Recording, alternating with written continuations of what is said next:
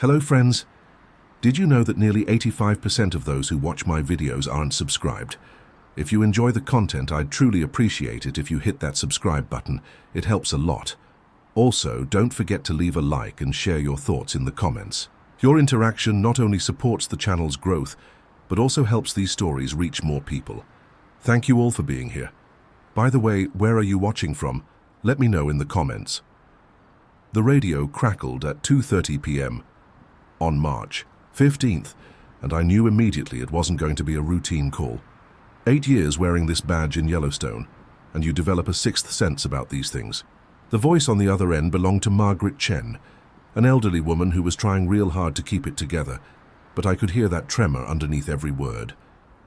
Her son David hadn't come back from a day hike with his family in Lamar Valley.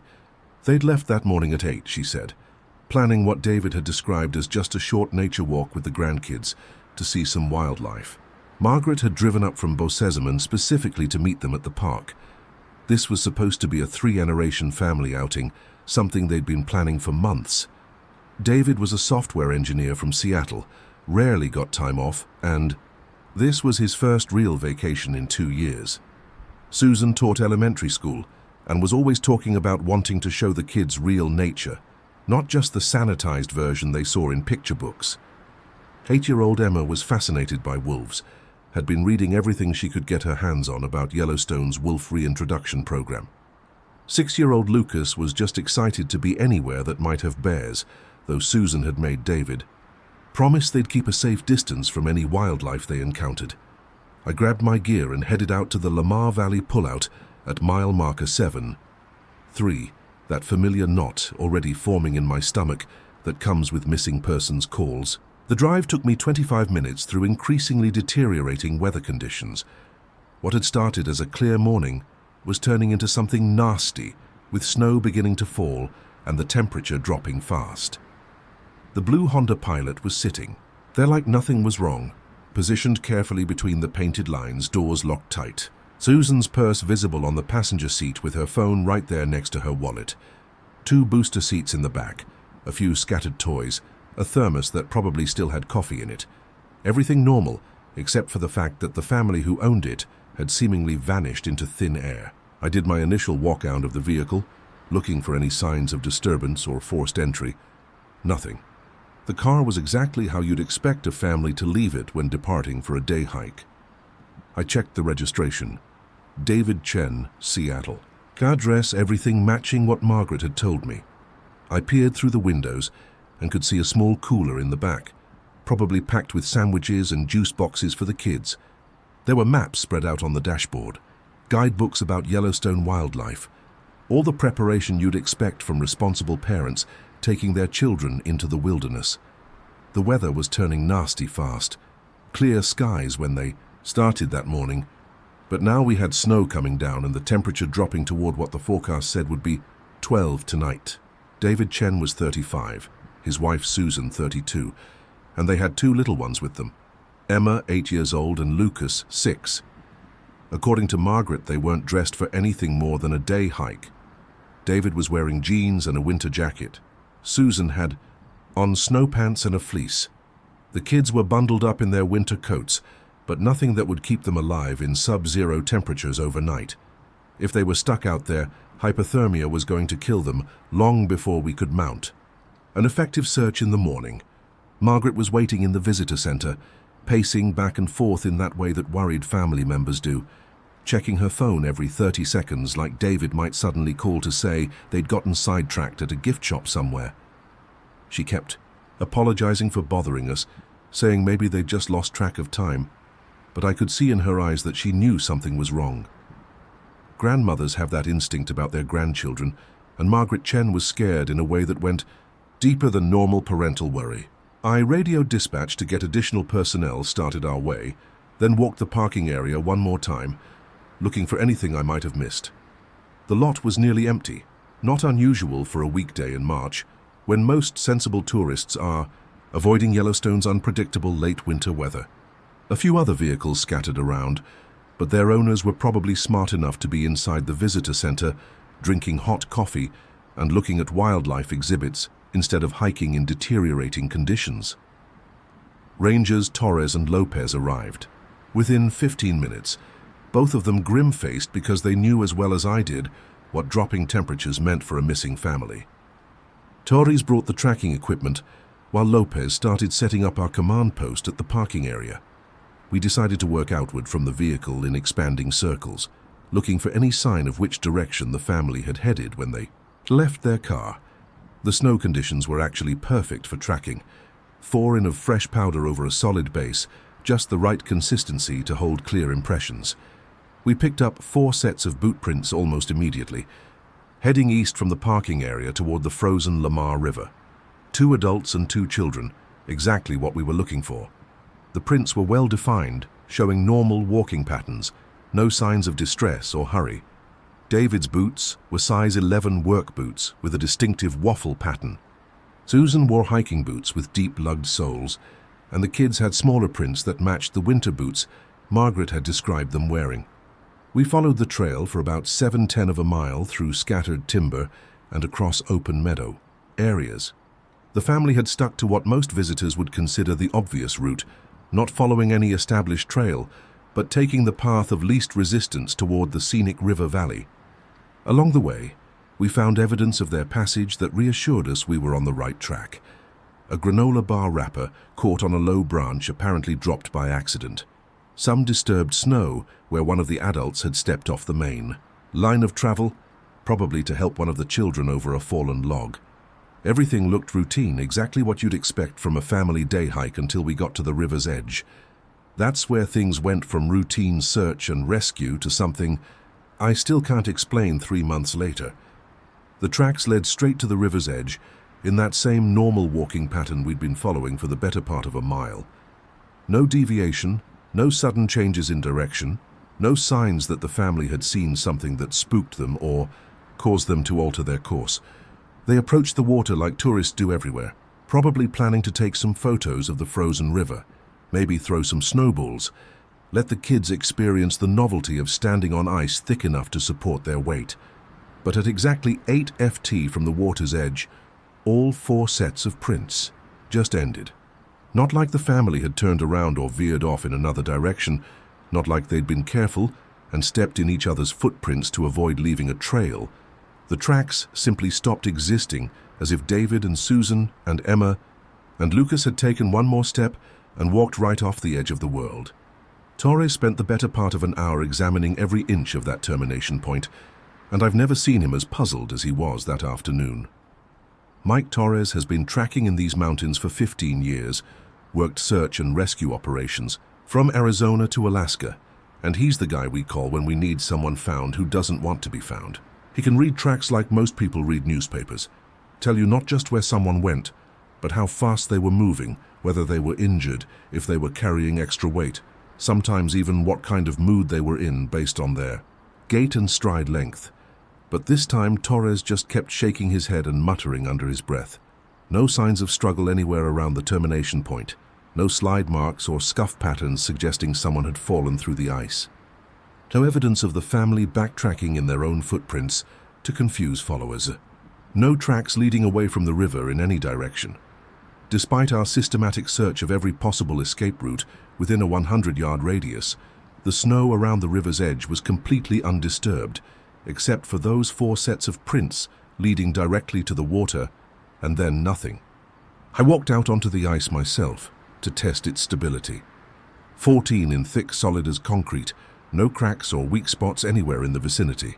The river had been frozen for over a month, and locals had been using this section for ice fishing without any problems. If the Chen family had tried to cross the river, their tracks would have been clearly visible on the other side. But there were no tracks on the other side. There were no tracks anywhere except the ones that led to that impossible stopping point. That's when Lopez found the first piece of evidence downstream from the termination point, a pink mitten with unicorns on it, buried partially under fresh snow about 15 feet from where the tracks ended. According to Margaret's description, this was definitely Emma's mitten. The little girl had been so proud of those unicorns, had insisted on wearing them, even though they didn't match her coat.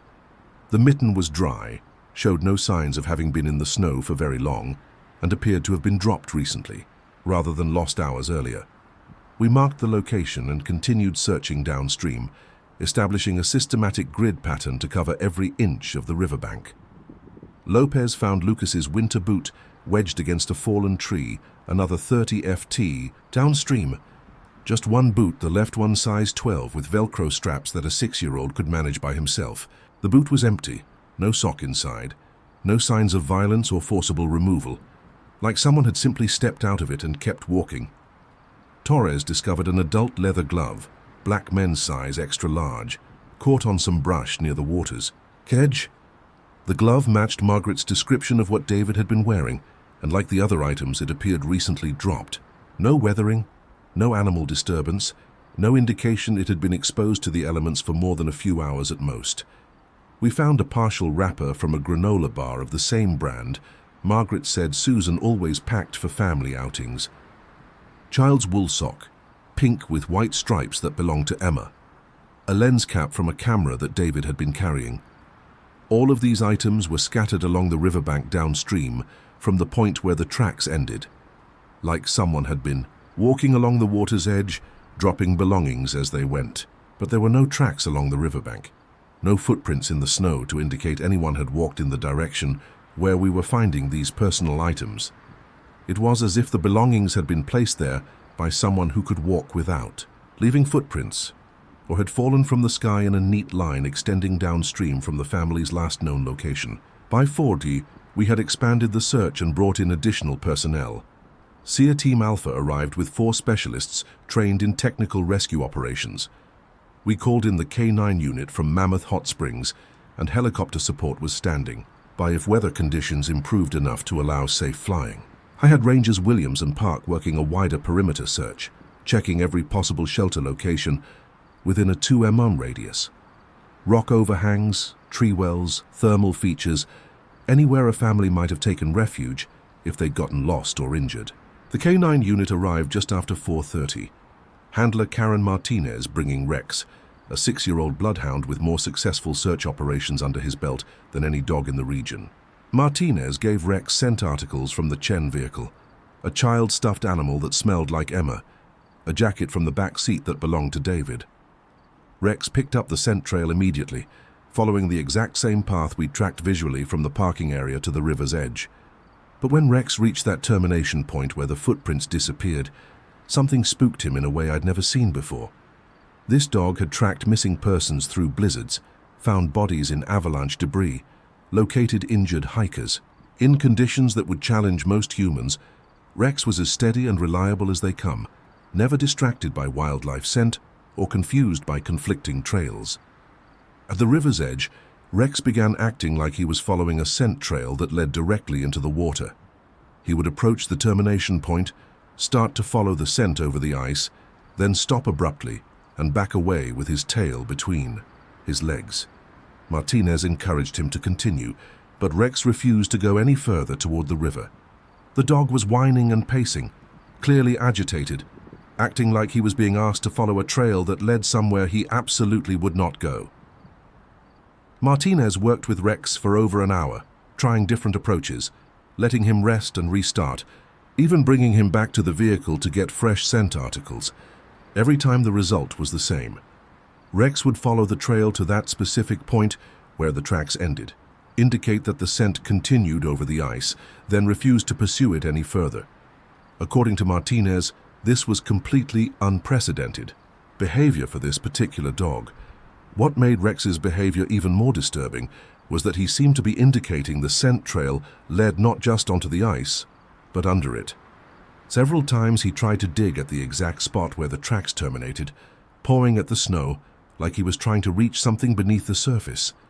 But we'd already verified that the ice was solid, and there was no evidence that anyone had broken through or that the surface had been disturbed in any way.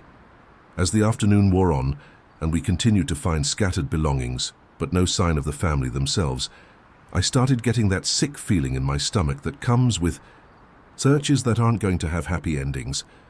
The temperature was dropping steadily, wind was picking up, and visibility was getting worse by the hour. Even if the Chen family was still alive and mobile, they were dressed for a day hike, not an overnight survival situation in sub-zero conditions. We found more items scattered downstream from the termination point. A child's wool sock that belonged to Emma, found wrapped around a branch 20 ft from where we discovered her mitten. A lens cap from David's camera, the expensive digital camera that Margaret said he'd brought specifically to photograph wildlife for the kids. Susan's lip balm, the kind with SPF protection that elementary school teachers always carry because they spend so much time outdoors during recess duty. A granola bar wrapper, the same brand that Margaret said Susan always packed for family outings because the kids would actually eat them without complaining. Every item appeared recently dropped, showing no signs of weathering or prolonged exposure to snow and wind. No animal disturbance, no indication that these belongings had been scattered by scavengers or predators. They were positioned along the riverbank like breadcrumbs in a fairy tale. Except there was no trail to follow, no footprints to indicate how they had gotten there or who had been carrying them when they were dropped. By 5:30, with darkness approaching and weather conditions deteriorating rapidly, we had to make the decision that no search and rescue coordinator wants to make. The wind chill was approaching -20, visibility was down to less than 50 yards, and we were risking the safety of our search teams by keeping them in the field. I made the call to suspend active search operations until first light, when we could bring in additional resources and hopefully get helicopter support if the storm system moved through overnight. We secured the area and posted a night patrol at the parking lot in case the family somehow made it back to their vehicle during the night. I knew it was a long shot. If they were still alive after 8 hours in these conditions, they would have found a way to signal for help or make their way back to the road by now. But hope is part of the job, even when logic tells you that hope is probably wasted effort. I drove back to the visitor center to update Margaret on our search efforts, dreading the conversation I was about to have. She was still there, of course, still pacing, still checking her phone every few minutes, like David might suddenly call to say they'd gotten lost, but were fine and heading back to the car. When she saw my expression, I watched something die in her eyes. That last bit of hope that maybe this was all just a misunderstanding, that maybe her son and his family were just running late or had taken a longer hike than planned. I told her about the tracks, about finding the scattered belongings, about the search being suspended until morning. I didn't tell her about Rex's behavior or about how impossible the whole situation seemed from a logical perspective. There's no point in adding to a family member's anguish by describing details that don't make sense, even to experienced search professionals. Margaret asked me the question that family members always ask in these situations, the one that never gets easier to answer. Do you think they're still alive? I gave her the answer I always give, the one that's technically true even when you know better. We're going to do everything we can to find them, and we're not giving up until we do. She nodded like she believed me, but I could see in her face that she understood what 8 hours in these weather conditions meant for 4 people dressed for a day hike.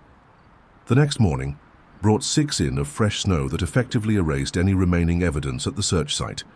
We brought in helicopters as soon as weather permitted, expanded the search area to over 30 square miles, called in specialists from 3 different agencies. We interviewed every visitor who had been in Lamar Valley on March 15th, checked with park entrance stations to see if anyone had seen the Chen family leaving the park, reviewed security camera footage from visitor centers and ranger stations. We found nothing. No additional tracks, no more scattered belongings, no witnesses who had seen the family after they left their car that morning. It was as if David and Susan Chen and their 2 children had walked to that spot by the Lamar River and then ceased to exist in any meaningful way.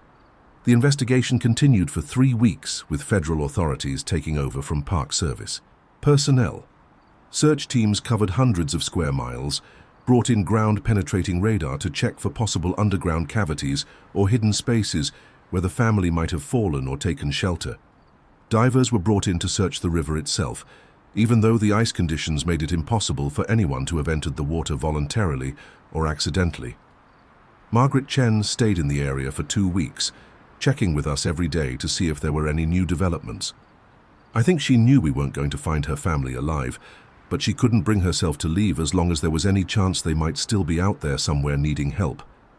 When she finally went back to Bozeman, she left her contact information and made me promise to call if we found anything. Anything at all, even if it was just more personal belongings. I've worked search and rescue operations for 8 years, and I've seen every kind of disappearance you can imagine.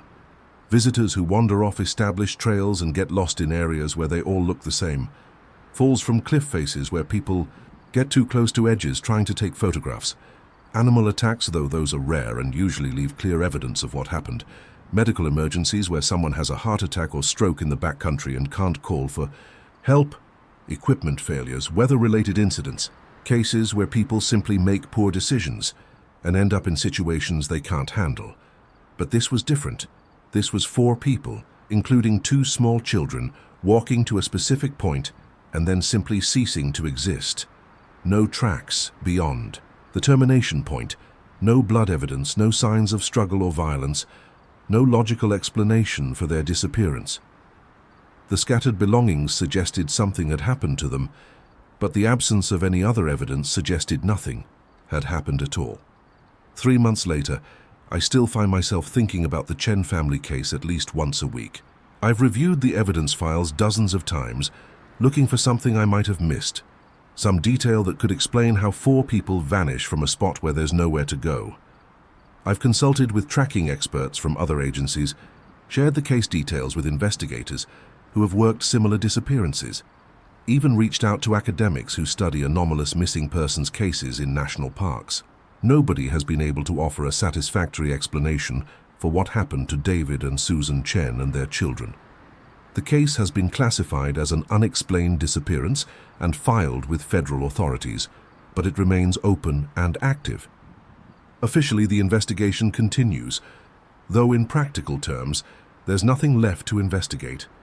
We've searched every possible location, interviewed every potential witness, examined every piece of available evidence. The Chen family simply walked to that spot by the Lamar River on March 15th, and then stopped existing in any way that makes sense according to our understanding of how the physical world works. 4 sets of tracks leading to nowhere. A search. Dog that refused to follow a scent trail that led under solid ice and personal belongings, scattered along a riverbank where no one had walked. Sometimes when I'm doing patrol in Lamar Valley late at night, I drive past that pullout where their Honda Pilot was parked. The area has been searched dozens of times since then by multiple agencies using every available technology, but I still find myself looking for any sign of them. Because somewhere out there, David and Susan Chen and their 2 children either found their way to some place we can't follow, or something found them that we can't explain. And the worst part is knowing that we may never find out which one it was. Margaret Chen calls me every few weeks to ask if there have been any new developments. I always tell her that the case remains active, that we haven't given up, that we'll contact her immediately if we learn anything new. But what I don't tell her is that I've come to believe we've already found everything we're going to find. 4 sets of tracks leading to an impossible vanishing point, and scattered belongings pointing toward an explanation that doesn't exist. In 8 years of working search and rescue in Yellowstone, the Chen family disappearance is the only case I've encountered that defies logical explanation. It's the only investigation where all the evidence points towards something that can't be true, and the absence of evidence suggests nothing happened at all. And it's the one case that makes me wonder late at night when I'm alone in the park, whether there are places in these mountains where the normal rules simply don't apply. Music. I'm writing this in my cabin at Olympic National Park and my hands are still shaking. I've been staring at this blank page for 20 minutes, trying to figure out how to explain what happened today. But I guess I'll just start from the beginning and hope it makes sense when I read it back tomorrow morning. My name is Marcus Rodriguez, and I've been a ranger here for 3 years now. Before that, I worked construction in Tacoma for 15 years until a back injury forced me to find something else to do with my life. Being a park ranger wasn't exactly my childhood dream, but I've come to love the work, especially the solitude you get in places like Olympic, where you can go days without seeing another human being. At 42 years old, I thought I'd seen enough of the world to handle whatever nature could throw at me. Today proved me wrong. It started as a routine morning patrol on the Solduke River Trail. Summer solstice was coming up this weekend, which meant we'd be getting more visitors than usual. People wanting to experience the longest day of the year in one of the most beautiful places in Washington state. My job was to check the backcountry campsites, make sure nobody was camping illegally, clean up any trash that inconsiderate visitors might have left behind, and generally keep an eye on things before the weekend crowds arrived. I left the ranger station at 7 a.m. sharp. Perfect weather for hiking. Sunny skies, temperature in the mid-60s, light breeze coming off the Pacific that made the whole forest smell like salt and pine. The Solduke Trail winds through some of the most pristine old-growth forest in the park. Massive Douglas firs and western red cedars that have been standing for centuries, some of them probably growing here when Lewis and Clark were exploring the region. It's the kind of place that makes you feel small and insignificant in the best possible way. The first few miles of patrol went exactly as expected. I checked 3 established campsites and found them empty and clean.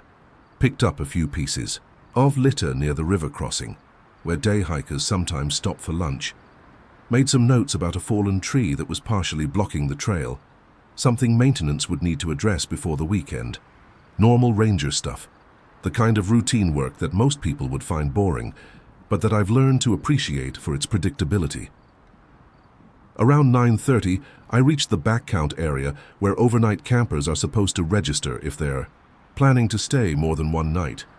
This is about 6 miles from the trailhead, far enough out that you don't get casual hikers, only people who are serious about spending time in the wilderness. The registration box was empty, which wasn't unusual for a Tuesday in June. But as I was closing it back up, I heard voices coming from somewhere deeper in the forest. Now, voices in the wilderness aren't necessarily cause for alarm. Could be day hikers who started early, could be campers breaking down their site after an overnight stay. But something about these voices bothered me right away. They were too loud for one thing, carrying farther than voices should in dense forest. And there was something about the tone that didn't sound right, like people who were arguing but trying to keep their voices down at the same time. I decided to investigate, partly because it's my job to check on visitors and make sure they're following park regulations, but mostly because those voices were setting off alarm bells in my head for reasons I couldn't explain. I left the main trail and headed in the direction of the sound, following what looked like an old game trail that wound between the massive tree trunks and through patches of ferns that grew waist-high in the filtered sunlight. The voices got clearer as I got closer, and I could make out what sounded like a man and woman having some kind of disagreement. I couldn't make out specific words, but the man's voice sounded angry while the woman sounded scared. That combination is never good news in my experience, especially when you're miles from civilization and there's no easy way to call for help if things go wrong. I was moving as quietly as possible, trying to get close enough to assess the situation before making my presence known. In domestic dispute situations, sometimes the arrival of authority figures can escalate things in dangerous ways. So I wanted to understand what I was dealing with before announcing myself as a park ranger. The last thing I wanted was to walk into the middle of something that could turn violent. After about 10 minutes of careful hiking through the undergrowth, I spotted them through the trees. A man and woman, probably in their 30s, standing next to what looked like a makeshift campsite in a small clearing about 50 yards ahead of me. But something about the scene looked wrong immediately. The campsite wasn't set up like any camping arrangement I'd ever seen before. No tent, no sleeping bags, just a small pile of gear scattered around like it had been dumped there in a hurry. The woman was wearing jeans and a light jacket, normal hiking clothes, but she was standing with her arms crossed like she was cold, despite the warm morning temperature. The man was dressed in dark clothing, cargo pants, and a long-sleeve shirt. That seemed too heavy for the weather. He was gesturing angrily while he talked, pointing at the woman and then at something I couldn't see from my position. What really caught my attention was that neither of them had backpacks or any of the gear you'd expect to see with people who had hiked 6 miles into the back country. No water bottles, no day packs, no hiking poles. It was like they had somehow appeared in this remote location without actually hiking there, which made no sense given that there were no roads or other access points anywhere near this area. I was trying to decide how to approach the situation when the man suddenly grabbed the woman by the arm and started pulling her toward a stand of trees on the far side of the clearing. She was resisting, trying to pull away from him, and I could hear her saying no repeatedly, even though I still couldn't make out most of their words. That's when I knew I had to intervene, regardless of whether it might escalate the situation. I stepped out from behind the tree where I'd been observing and called out in my most authoritative ranger voice, "Park Service, I need both of you to stop what you're doing and stay where you are." The effect was immediate and completely unexpected. The man released the woman's arm, and both of them turned to look at me. But instead of the surprise or concern you'd expect from people who'd been caught in a confrontation, they both looked terrified. Not embarrassed or angry about being interrupted, but genuinely frightened, like I was the threat they'd been worried about all along. The woman started backing away from both me and the man, moving toward the tree line on the opposite side of the clearing. The man just stood there, staring at me with an expression I couldn't read, something between confusion and panic. For a long moment, nobody said anything, and I had the strangest feeling that I had walked into the middle of something much more complicated than a domestic dispute between campers. "I'm Ranger Rodriguez," I called out, trying to sound calm and professional. "I'm just doing routine patrol of the area. Are you folks registered for backcountry camping?" It was a standard question, the kind of thing I asked dozens of visitors every week, but the response I got was anything but standard. The man looked at the woman, then back at me, then said in a voice that was barely loud enough for me to hear, "We're not supposed to be here." Not that they hadn't registered, not that they were just day hiking, but that they weren't supposed to be there at all. Like they had somehow ended up in this remote location against their will, or by accident.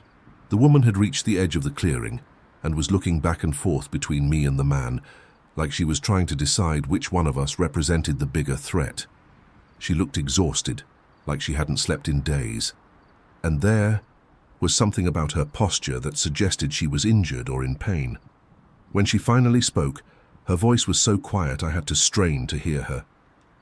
"Please," she said, "we need help getting out of here. We've been lost for 3 days." 3 days? That stopped me cold because it raised immediate questions that didn't have good answers. If they'd been lost for 3 days, where was their camping gear? Where were their supplies? How had they survived 3 nights in the wilderness without proper equipment?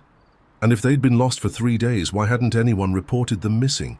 Most importantly, how had they gotten 6 miles into the backcountry without following any of the established trails?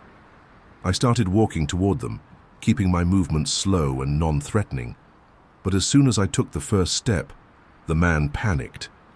"Don't come any closer," he shouted, and there was real fear in his voice. "You don't understand what's happening here." That's when I noticed something that made my blood run cold. The scattered gear I'd seen when I first spotted their campsite wasn't camping equipment at all. It was personal belongings.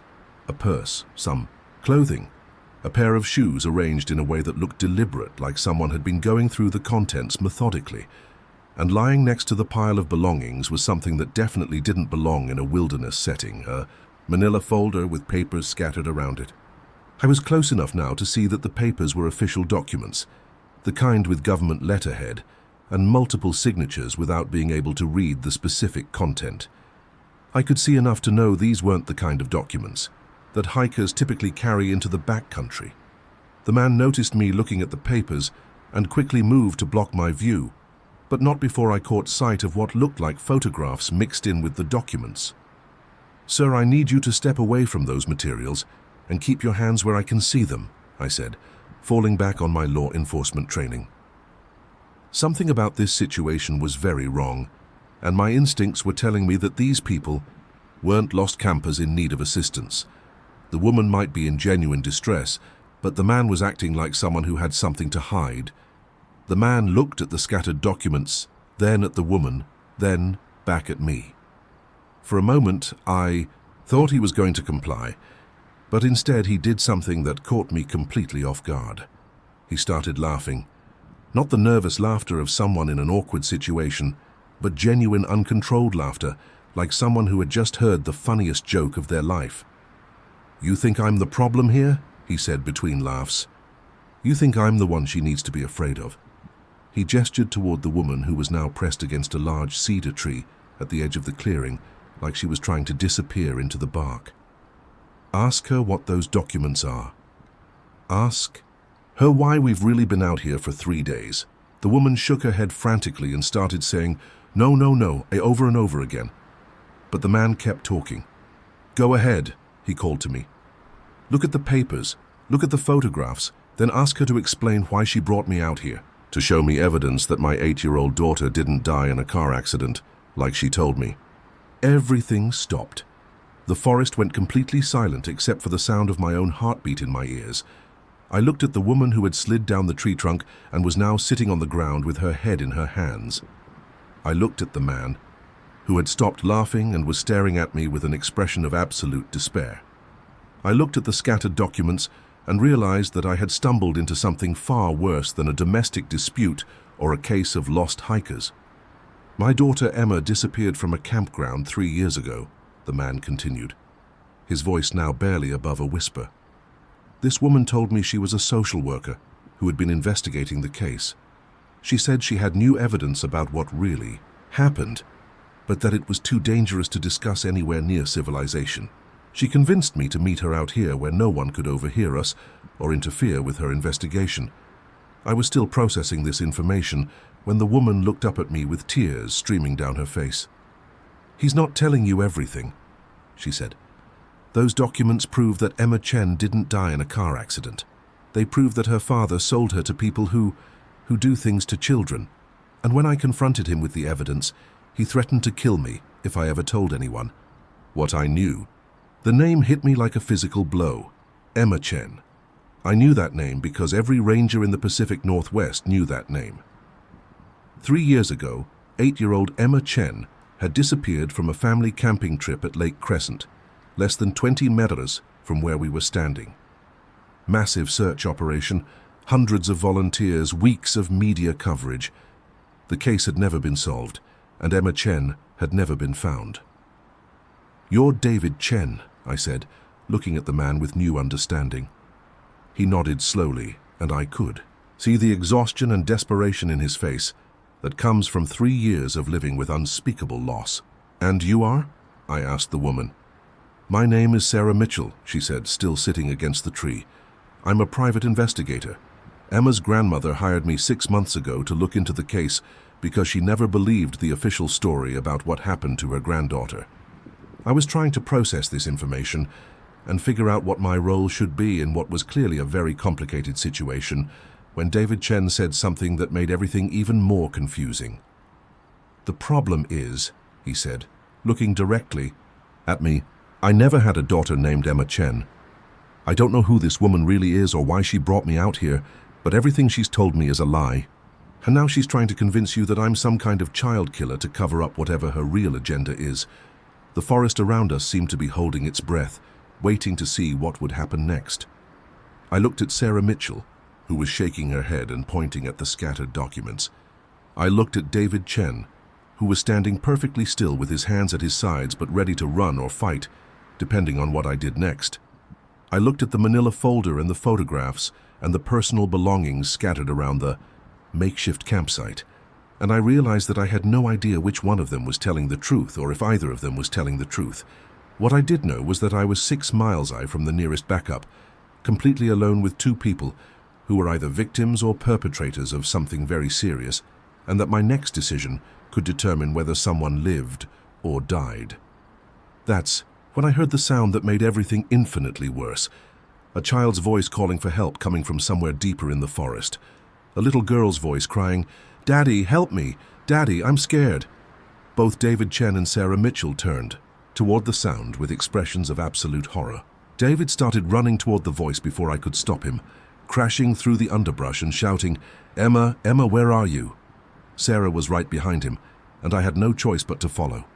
We ran through the forest for what felt like hours, but was probably only minutes following the sound of the child's voice, as it seemed to move farther and farther away from us. The voice was always just out of reach, just beyond the next stand of trees, just over the next ridge. David was calling his daughter's name, and Sarah was shouting for him to wait, to be careful. But the voice kept leading us deeper into the wilderness. Finally, we reached a part of the forest where the trees were so thick that very little sunlight filtered through to the ground. The undergrowth was sparse, and the forest floor was covered with decades of fallen needles that muffled every sound, and that's where the child's voice stopped. We stood there in the dim light, breathing hard, listening for any sound that might tell us which direction to go next. But there was nothing. Complete silence, except for our own labored breathing and the distant sound of wind in the treetops high above us. "Emma," David called softly. "Emma, are you there?" No response. We waited for several minutes, but the voice that had led us here was gone. And that's when Sarah Mitchell said something that made my blood turn to ice water. "David," she said in a voice barely above a whisper, "your daughter Emma has been dead for 3 years. Whoever was calling for help, it wasn't her. I'm back in my cabin now, writing this down while the events are still fresh in my memory." We never found the source of the child's voice. We never figured out who Sarah Mitchell really was, or whether David Chen was telling the truth about not having a daughter. The scattered documents and photographs disappeared while we were chasing the voice through the forest, and by the time we made it back to the clearing, there was no evidence that anyone had ever been there. I escorted both of them back to the ranger station and called in the incident to my supervisor. Sarah Mitchell provided identification that checked out, and her story about being a private investigator hired by Emma Chen's grandmother was verified. David Chen also provided valid identification. But when we ran his information through our databases, there was no record of him ever being connected to a missing child case. They were both released after questioning, and I filed a report about the incident. But the report doesn't mention the child's voice we heard in the forest because I know how that would sound to people who weren't there. It doesn't mention the way the forest fell completely silent when we were chasing that voice, or the fact that we never found any trace of whoever was calling for help. I've been thinking about it all day, and I keep coming back to the same question. If Emma Chen has been dead for 3 years, who was calling for her daddy in the woods today? And why did that voice sound so much like a frightened child who needed help, that 3 adults would chase it for miles through dense forest without stopping to think about whether what we were hearing was possible? Tomorrow, I'm going to request the case files for Emma Chen's disappearance. I need to know what really happened to that little girl 3 years ago. And I need to understand why her case led 2 strangers into the middle of Olympic National Park today. Because something tells me that what happened in those woods was connected to her disappearance in ways that I don't want to think about. But right now I'm going to try to get some sleep, even though I know I'm going to be listening for that child's voice every time the wind moves through the trees outside my window. Music. She was standing exactly where she couldn't be, and that's when I knew this wasn't going to be a normal day at Arches National Park. The morning started routinely enough. Clear November skies, temperature around 55 degrees, perfect weather for the search and rescue training exercise we had scheduled. My team was supposed to spend the day practicing rope rescue techniques in the fiery furnace area, but instead, we ended up investigating one of the most bizarre discoveries I've encountered in my 12 years as a ranger. My name is Travis Coleman, and I've been working at Arches since I finished my degree in outdoor recreation at Utah State. I'm 34 years old now, married with 2 kids, and I've always prided myself on being the kind of ranger who can handle whatever the desert throws at me. Flash floods, heat emergencies, rockfalls, lost tourists, I've dealt with all of it. But what my search team found on November 18th challenged everything I thought I understood about how missing persons investigations work. The training exercise was scheduled to begin at 8 a.m. with 6 team members practicing technical rescue scenarios in the narrow canyons and rock formations that make Arches both beautiful and dangerous. We'd been planning this exercise for months, using it as an opportunity to test new equipment and train newer team members on advanced rescue techniques. But when we arrived at our designated training area, we discovered that someone had beaten us there.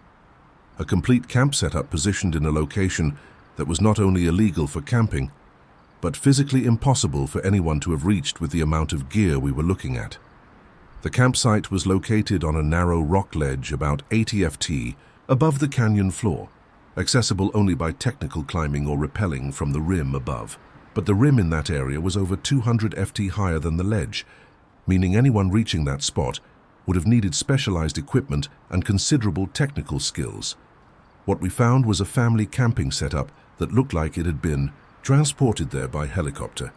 3 tents of different sizes, obviously meant for parents and children, camp chairs, a portable table, cooking equipment, enough gear to support a family of 4 or 5 for several days. Everything was arranged as if this impossible location was just another designated campground. The gear itself was all high quality, but showed signs of recent use. The tents were properly staked and guidelined, positioned to take advantage of morning sun and afternoon shade. There was even a camp kitchen area with a portable stove and organized food storage, all set up according to leave no trace principles, despite being in a location where camping wasn't permitted. But there was no family, no people anywhere in the area, no sign of how anyone could have gotten all this equipment to a ledge that required technical climbing skills to reach. We spent an hour searching the immediate area, looking for any indication of where the campers might have gone or how they'd accessed this location. My team leader, Sarah Mitchell, has 20 years of search and rescue experience and specializes in technical rope rescue. She examined the rock face above and below the ledge, looking for any evidence of climbing activity or rope anchors that would indicate how someone had reached the campsite. "Coleman," she said after completing her assessment, "this doesn't make sense. There are no fixed anchors above this ledge, no signs of recent climbing activity, no worn spots on the rock that would indicate regular use of this area for technical access. But that gear didn't levitate up here by itself. We inventoried everything we found at the campsite, hoping to identify who might have been camping there. Personal belongings were scattered throughout the tents, clothes for 2 adults and 3 children, toiletries, medications with prescription, labels. The names on the prescription bottles were Williams, apparently a family from Phoenix who had driven to Utah for a vacation. The camping gear was arranged like a family had been living there for several days. Food storage indicated they'd been eating regular meals, and there was evidence of a campfire that had been properly extinguished. Sleeping bags were laid out in the tents, like people had been using them regularly, and personal items were organized, the way you'd expect from an experienced camping family. But there were several things about the campsite that didn't make sense beyond the impossible location. The food storage contained mostly fresh items that wouldn't last more than a day, or 2 in desert conditions without refrigeration. Milk, sandwich meat, fresh vegetables, items that experienced campers wouldn't bring on an extended wilderness trip. There was also camping gear that seemed inappropriate for the location and season, beach chairs designed for sand rather than rock surfaces, a large family-sized tent that would be difficult to anchor securely on the narrow ledge, summer-weight clothing despite the fact that November nights in the Utah desert can drop below freezing. We found identification for Robert Williams, his wife Jennifer, and their 3 children. Emma, age 12, Luke, age 10, and Sophie, age 8. Driver's licenses, credit cards, vehicle registration for a Honda Pilot with Arizona plates. Everything you'd expect a family to have with them on a camping trip, except the family themselves. Sarah contacted Park Dispatch to run the vehicle registration and check if the Williams family had been reported missing. While we waited for information, the rest of the team continued searching the area for any clue about where the family might have gone or how they'd reached this location. The search expanded to include the canyon floor below the ledge and the rim area above. We were looking for any sign of climbing equipment, rope anchors, or alternative access routes that might explain how a family with 3 young children had managed to reach an essentially inaccessible location with enough gear for an extended camping trip. We found nothing.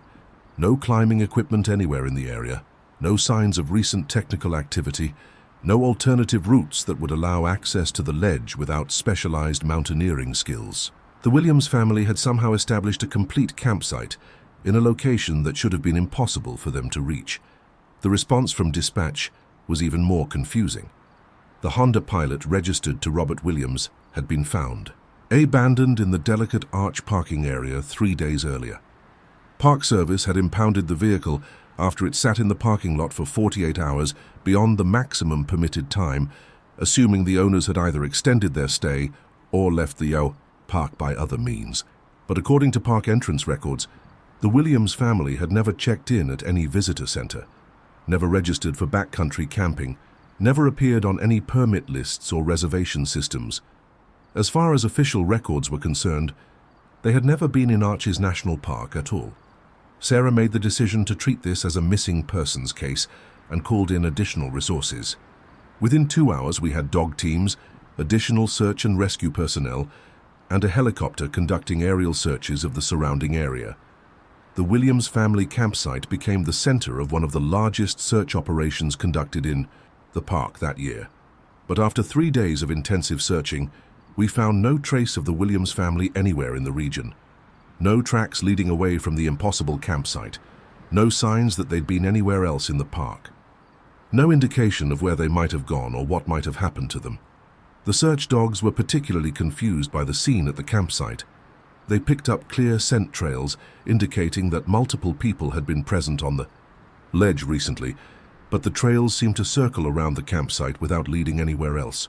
According to the dog handlers, it was like the family had been present at that location, but had never approached it from any direction or left it by any route. On the 4th day of the search, we received information that changed the entire nature of the investigation. Robert Williams had contacted Arches National Park from his home in Phoenix, asking about retrieving camping gear that he claimed had been stolen from his vehicle while visiting the park. According to Williams, his family had driven to Utah for a day trip to see Delicate Arch, but had never planned to camp in the park. They'd left their vehicle in the parking area for a few hours while hiking, and when they returned, camping gear had been taken from their car's roof storage. The family had driven home to Phoenix that same day, never spending a night in the park. Williams had no explanation for how his family's personal belongings had ended up at a campsite they claimed never to have established. When Park Service personnel interviewed the family by phone, none of them had any memory of camping at Arches or setting up the elaborate campsite we'd discovered.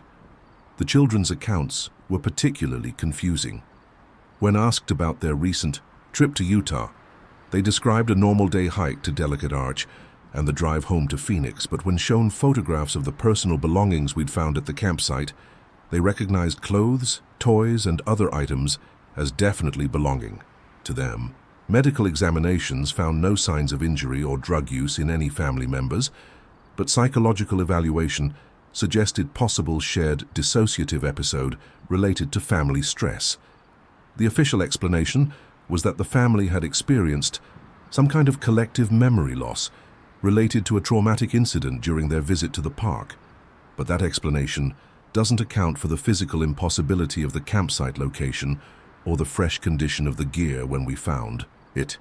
A family of 5 with 3 young children couldn't have reached that ledge without technical climbing equipment and skills that none of them possessed.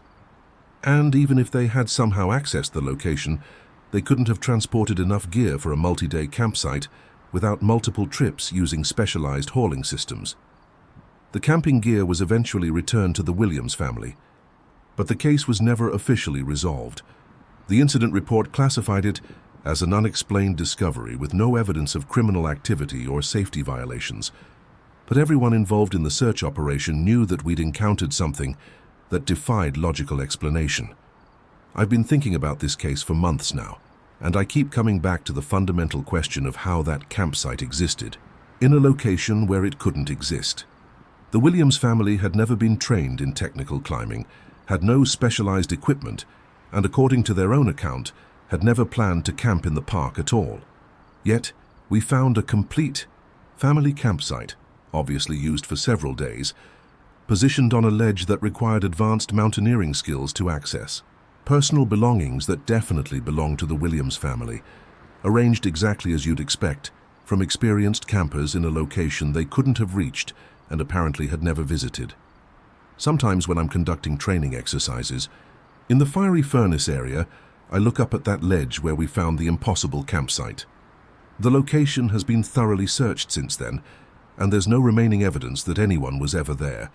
But I know what my team found, and I know that it represents something that falls outside normal categories of explainable incidents. The Williams family returned to their normal lives in Phoenix with no memory of camping at Arches National Park. But somewhere in the Utah desert, there was evidence that they had established a campsite in a location they couldn't have reached. using gear they claimed was stolen. During a visit they insisted had never involved camping.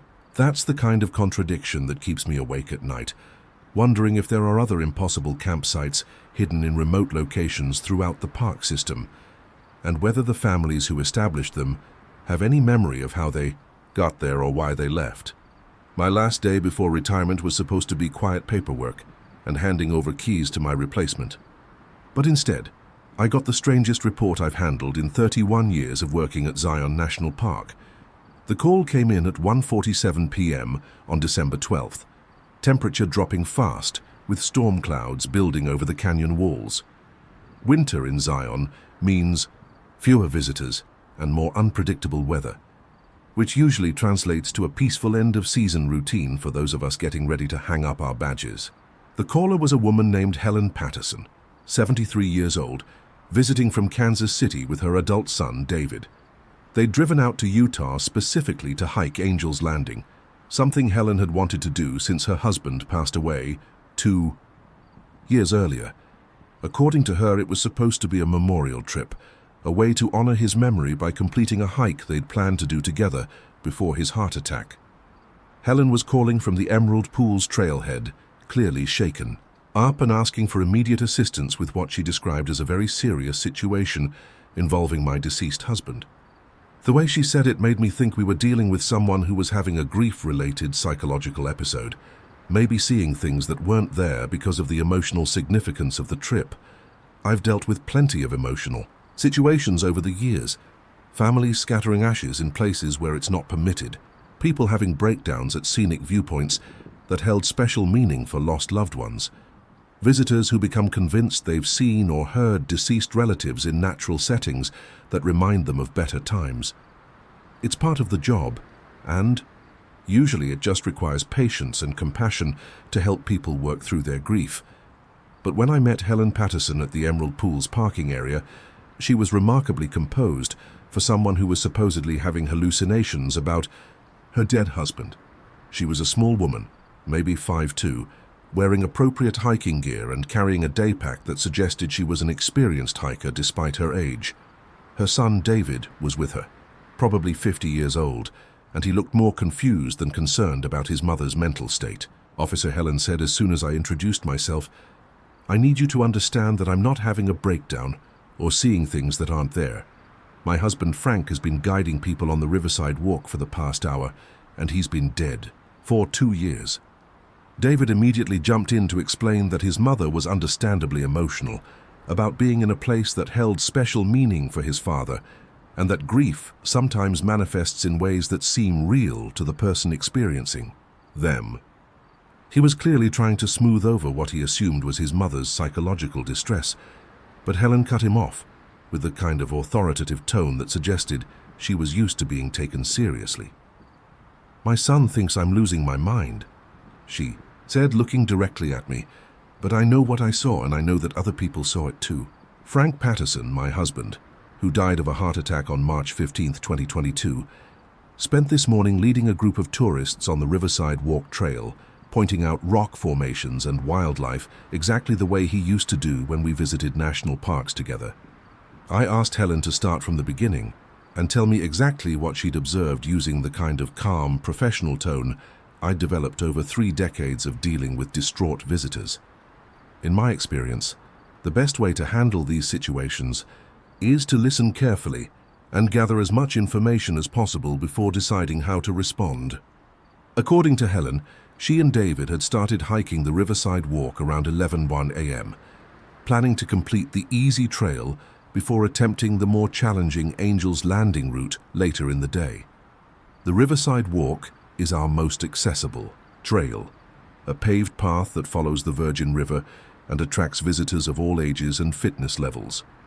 About halfway along the trail, they'd encountered a group of 8 or 10 people gathered around a tall man in hiking clothes who was pointing out features of the landscape and discussing the geological history of Zion Canyon. Helen had stopped to listen because the man was obviously knowledgeable about the area and was giving what sounded like an informal guided tour. "That's when I realized I was looking at Frank," Helen said. "Same height, same build, same way of standing with his hands on his hips when he's explaining something he's passionate about. He was wearing the flannel shirt I bought him for our 40th anniversary, the red and black one he always wore when we went hiking.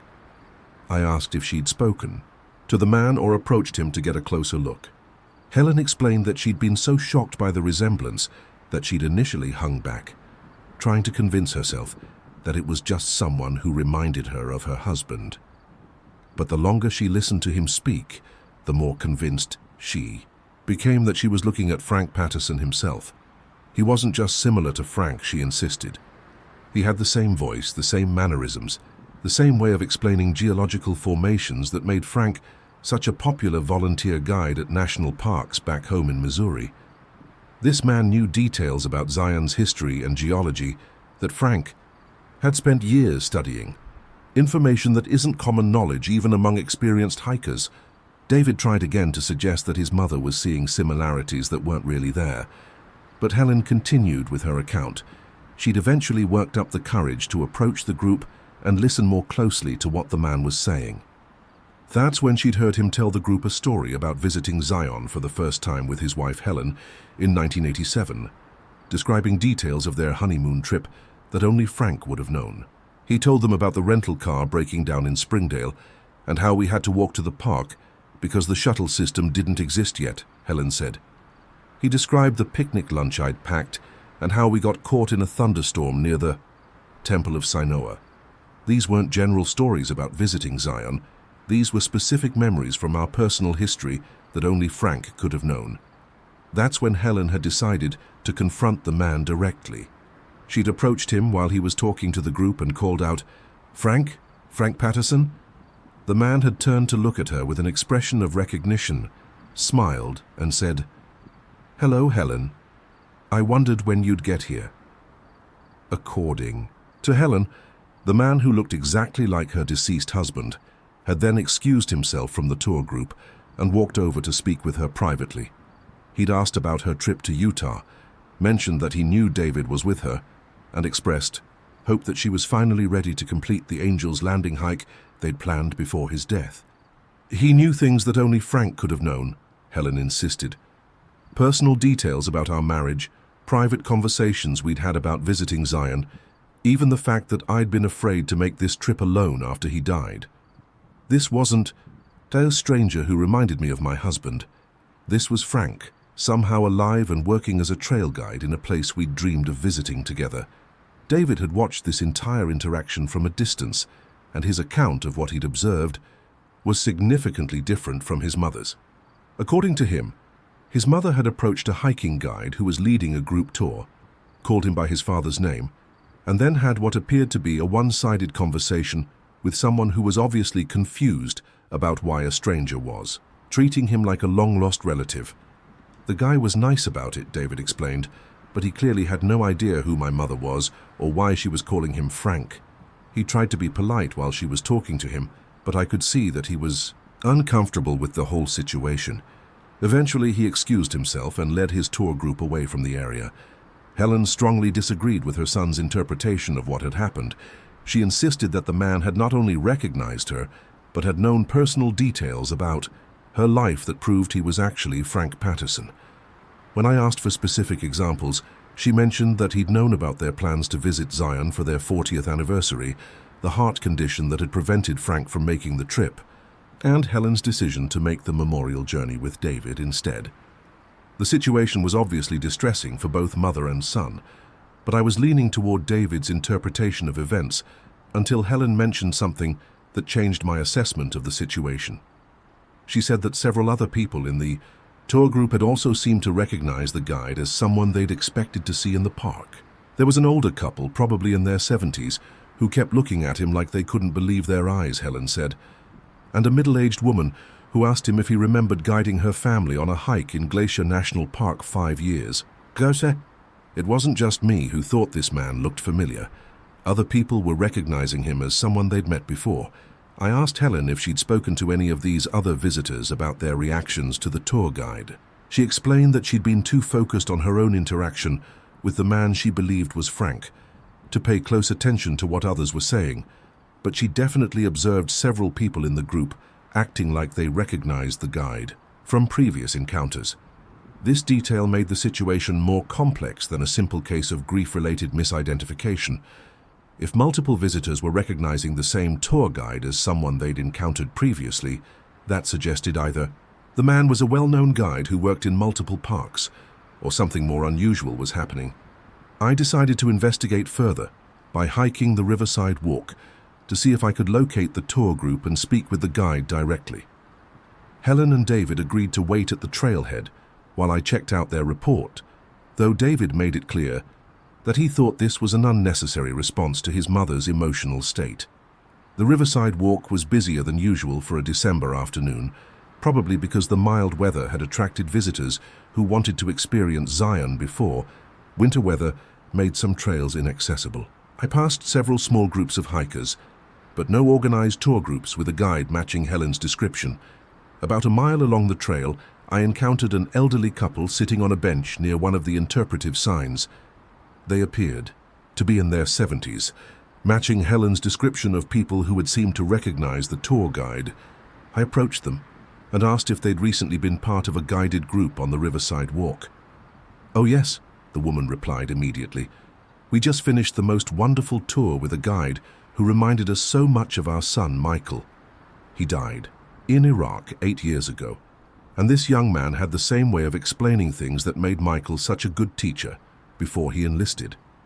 Her husband nodded in agreement and added, "The guide knew details about military service that seemed very personal to our family's experience.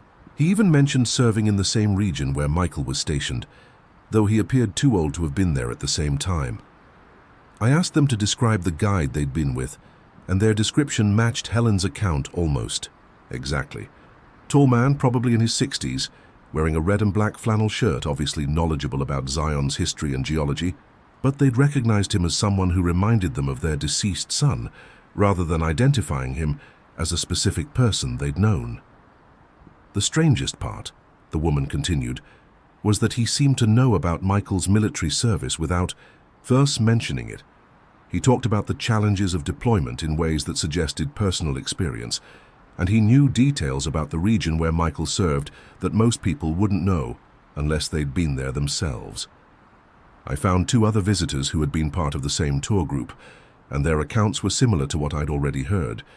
Each person had recognized the guide as someone who reminded them of a deceased relative or friend, and each had been impressed by his knowledge of personal details that seemed impossible for a stranger to know.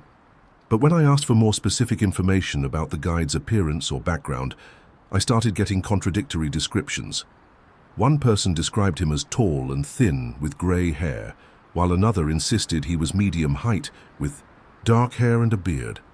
Everyone agreed about the red and black flannel shirt, but their descriptions of other physical characteristics were inconsistent in ways that didn't make sense.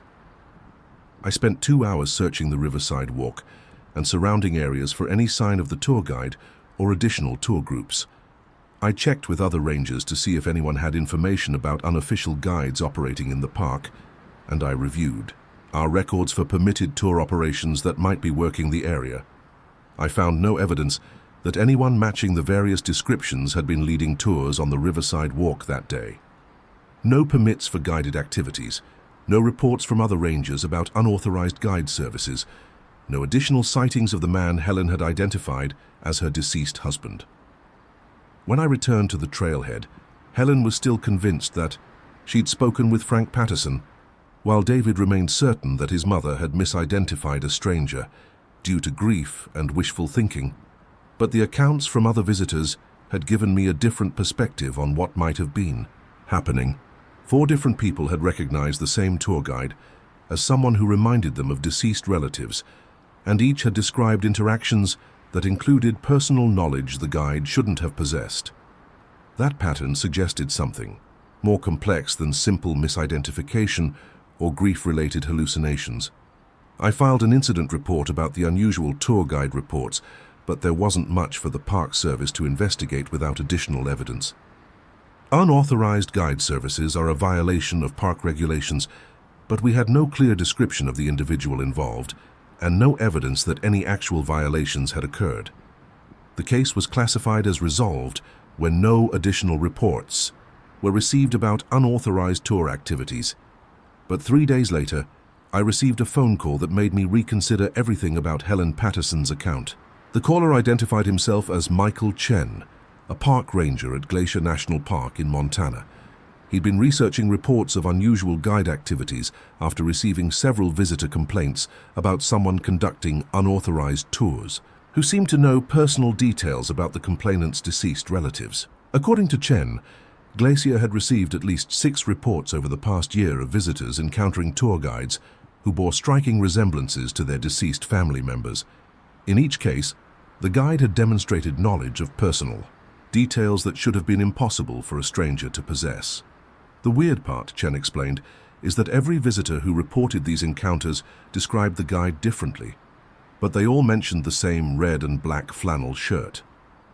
And in every case, the guide seemed to know about deceased relatives of the people he was talking to. Chen had started documenting these reports as part of a larger investigation into unauthorized guide services in national parks. But the pattern of personal knowledge and recognition suggested something beyond simple permit violations. I shared Helen Patterson's account with Chen, and he confirmed that it matched the pattern he'd been investigating.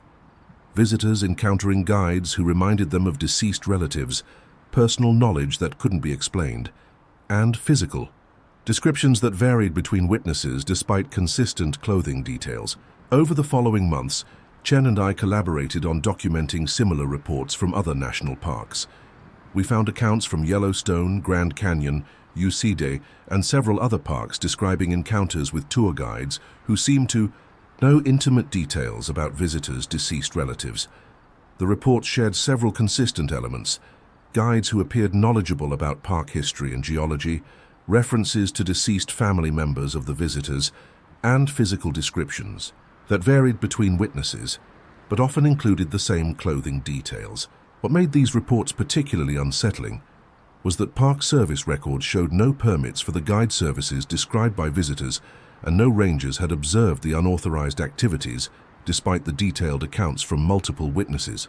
I never encountered the tour guide that Helen Patterson identified as her deceased husband. And I never found any evidence that Frank Patterson or anyone resembling him had been conducting tours at Zion National Park. But I also never found an explanation for how multiple visitors could have had such similar experiences involving personal knowledge that should have been impossible for a stranger to possess. Helen Patterson completed her memorial hike to Angel's Landing the following day with David's assistance and no further unusual encounters. When I spoke with her before she left the park, she remained convinced that she'd spoken with her deceased husband on the riverside walk. "I know how it sounds," she said, "and I know that my son thinks I was seeing things that weren't there, but I also know that Frank was there somehow, helping other people deal with their own losses while completing the hike we'd planned to do together." The incident report remains in Park Service files as an unresolved case of possible unauthorized guide services, but based on the research Chen and I conducted, it appears to be part of a larger pattern of similar encounters reported at national parks throughout the country. I retired from Park Service 3 weeks after the Helen Patterson incident, but I've continued to follow up on reports of unusual guide encounters.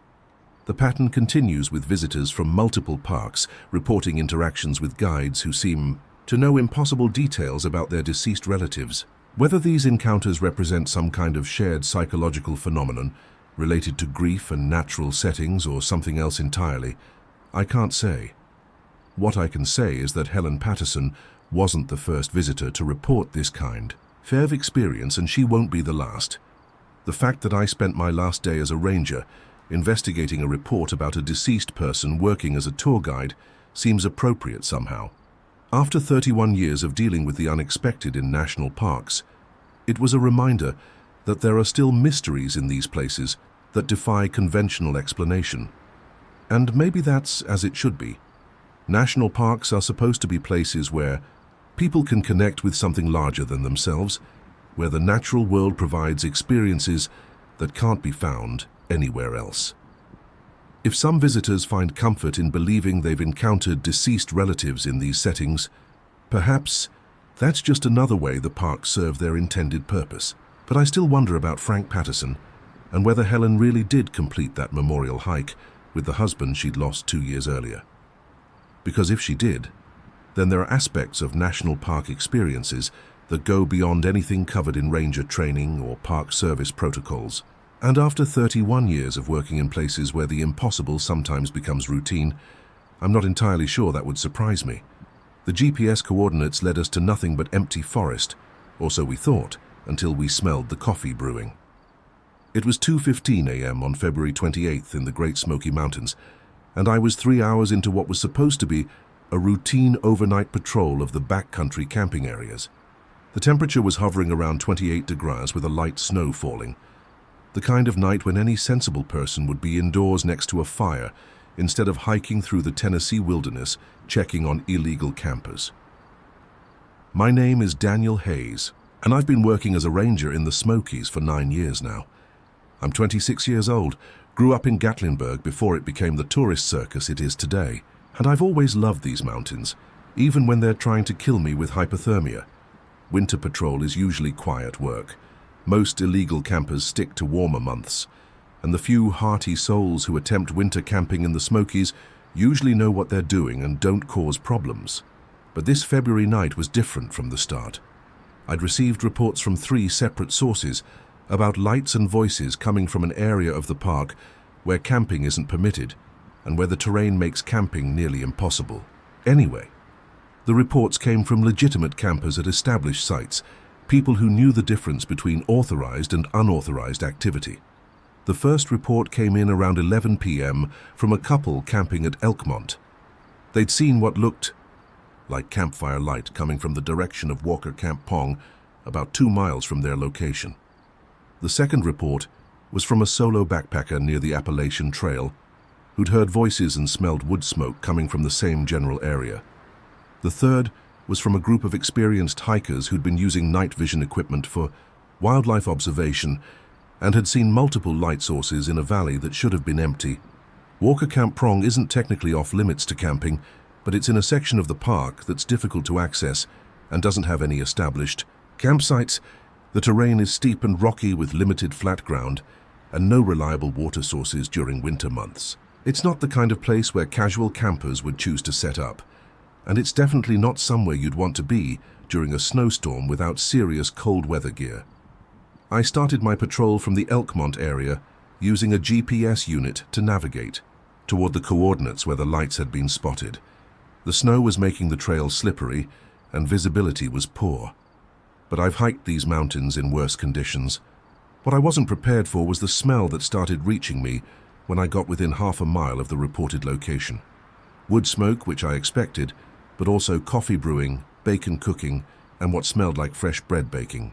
The kind of rich, complex food aromas that you'd associate with a well-equipped camp kitchen.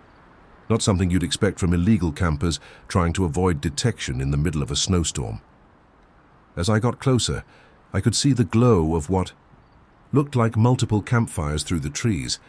Not just one fire, but several light sources scattered across an area that should have been too rough and steep for comfortable camping.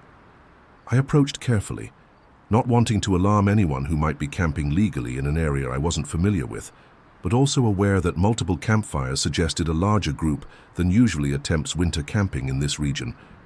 I reached a ridge overlooking the valley where the lights had been reported, and what I saw below me made no sense whatsoever. A complete camping village spread across maybe 2 acres of what should have been impossible terrain. Multiple tents, several campfires, a cooking area with what looked like professional camp kitchen equipment, and enough gear to support a large group for an extended period. But there was nobody there. No people moving around the campfires, no voices, no sign of anyone actively using all that equipment. The fires were burning bright and steady. The cooking area had pots and pans on camp stoves with food that was obviously being prepared, but no campers anywhere in sight. I spent 10 minutes observing the scene from the ridge, waiting to see if anyone would emerge from the tents or return from wherever they'd gone. The campfires kept burning without anyone tending them, and I could see steam rising from pots on the camp stoves, suggesting that food was actively being cooked, even though no one was present to cook it. I made my way down into the valley, calling out standard ranger identification and asking if anyone was present in the camping area. No response. As I got closer, the food aromas became stronger and more complex. Fresh coffee, bacon, eggs, pancakes, even what smelled like cinnamon rolls baking in a camp oven. The kind of elaborate breakfast spread that would take significant time and effort to prepare. The camping setup was impressive and obviously expensive. 8 large tents arranged in a rough circle around a central fire pit. Each tent was properly staked and positioned with gear organized outside in neat piles. There were camp chairs, tables, lanterns, cooking equipment that looked like it belonged to a serious outdoor outfitter rather than casual campers. But what made the scene truly bizarre was the condition of the food. I found camp stoves with pans containing bacon that was perfectly cooked but still warm, coffee pots with fresh coffee that was hot enough to steam in the cold air, a camp oven with bread that was still baking, dough that had clearly been rising for hours and was now perfectly golden brown. There were plates set out at multiple camp tables, silverware arranged like someone was expecting guests for a meal, coffee cups with traces of recent use, napkins positioned like people had just stepped away from breakfast. Everything suggested that a large group had been in the middle of preparing and eating an elaborate meal, but had suddenly vanished without cleaning up or extinguishing their fires. I checked each tent systematically, expecting to find sleeping campers, or at least personal belongings that would identify who was responsible for this setup. What I found instead was more evidence of recent use, but no people. Sleeping bags. There were still warm personal items arranged like people were actively living there. Clothes and toiletries, suggesting both men and women of various ages.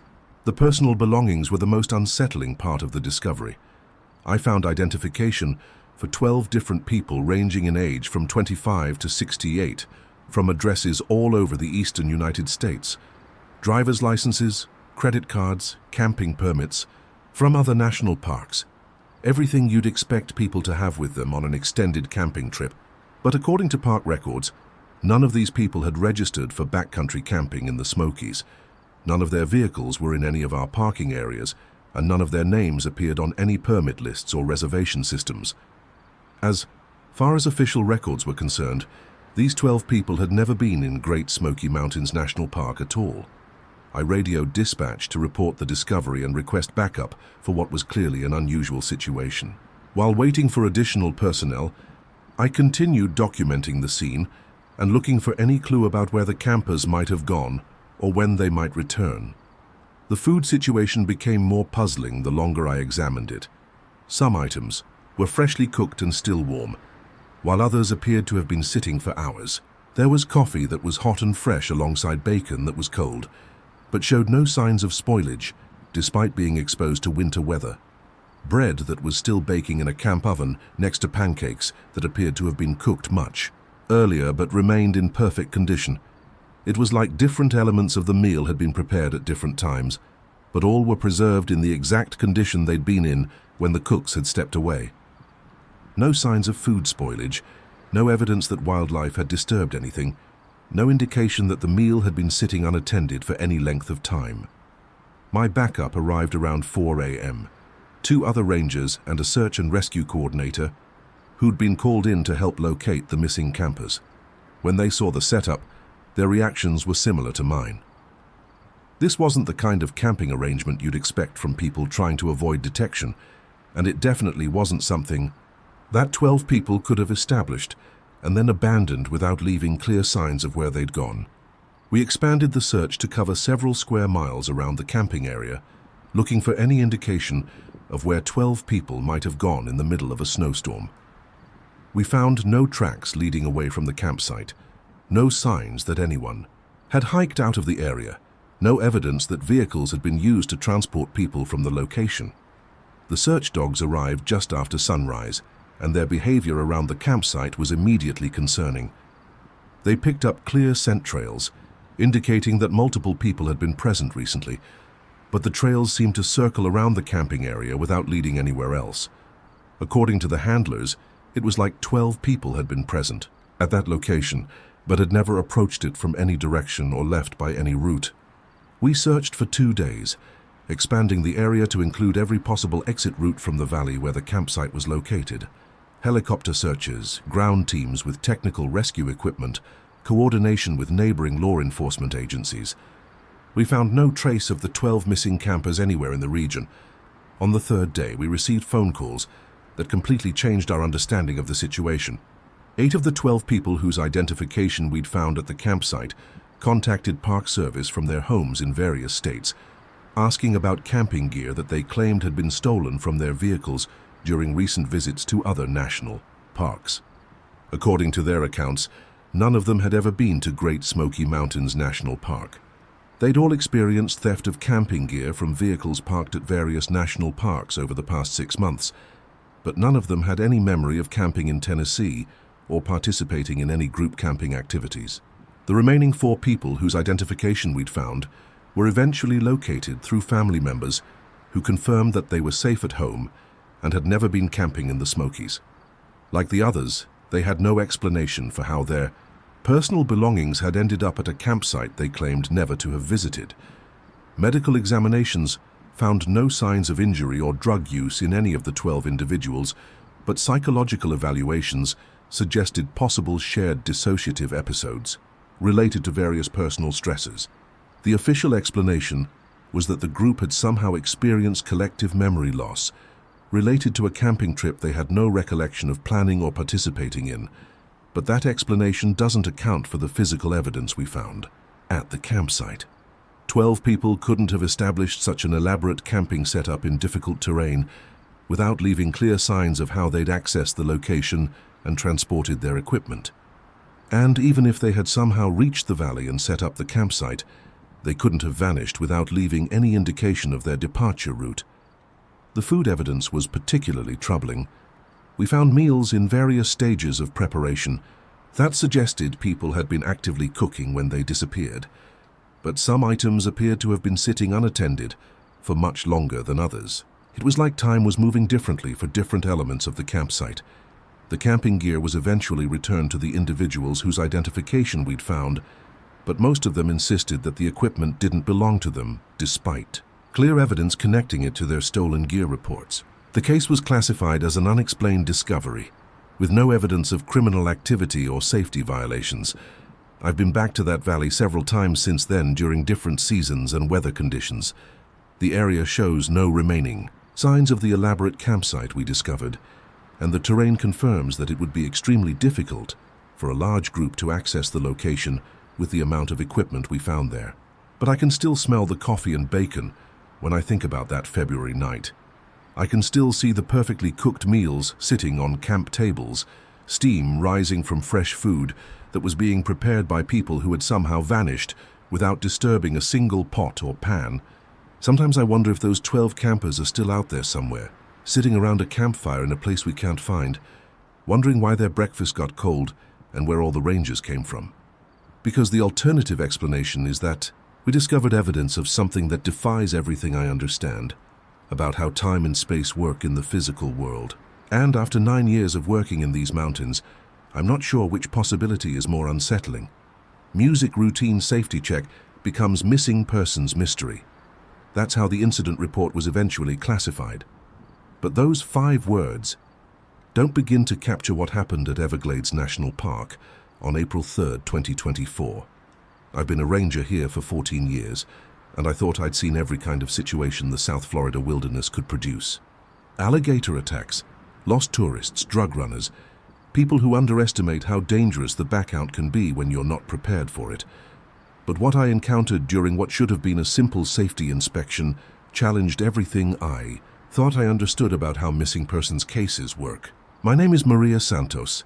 I'm 38 years old and I've been working in the Everglades since I finished my degree in environmental science at Florida International University. I grew up in Miami, but I've always been drawn to the unique ecosystem of South Florida, and working as a park ranger has allowed me to combine my love of the outdoors with my commitment to conservation and public safety. The call came in around 9:30 in the morning from a family camping at the Flamingo Campground. Tom and Linda Harrison from Orlando, visiting with their teenage daughter Katie, had reported seeing what appeared to be a lost child wandering alone near the coastal prairie trail. According to their initial report, they'd observed a young girl, maybe 10 or 11 years old, walking by herself in an area where children shouldn't be without adult supervision. The coastal prairie trail is a relatively easy hike that attracts families, but it's also an area where visitors need to be aware of wildlife and potential hazards. A child wandering alone in that area could encounter alligators, venomous snakes, or simply become lost in terrain that all looks similar to inexperienced hikers. Standard protocol required immediate investigation to ensure the child's safety and locate her parents or guardians. I drove out to the Flamingo area and met with the Harrison family at the trailhead. Tom Harrison was probably 50 years old, seemed like an experienced camper, the kind of visitor who takes park safety seriously. Linda was around the same age, and their daughter Katie looked to be about 15. They were all obviously concerned about the child they'd seen, but their account of the encounter was puzzling from the beginning. "We were hiking the trail around 8 this morning," Tom explained, "when we saw this little girl walking by herself about 100 yards ahead of us. She was wearing a bright yellow dress, which seemed like odd clothing for hiking in the Everglades. We called out to her thinking maybe she'd gotten separated from her family, but she didn't respond." Linda continued the account. "We tried to catch up to her because we were worried about her being alone out there. But every time we got closer, she seemed to move farther away. Not running or anything, just walking at a pace that kept her ahead of us no matter how fast we walked." That didn't sound particularly unusual to me. Children often wander away from parents on hiking trails, and they don't always respond to strangers calling out to them. But Katie Harrison's addition to the story was more concerning. The weird part, Katie said, was that she was completely clean, like spotless.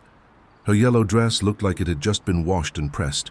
Her hair was perfectly brushed, and she was wearing white shoes that looked brand new.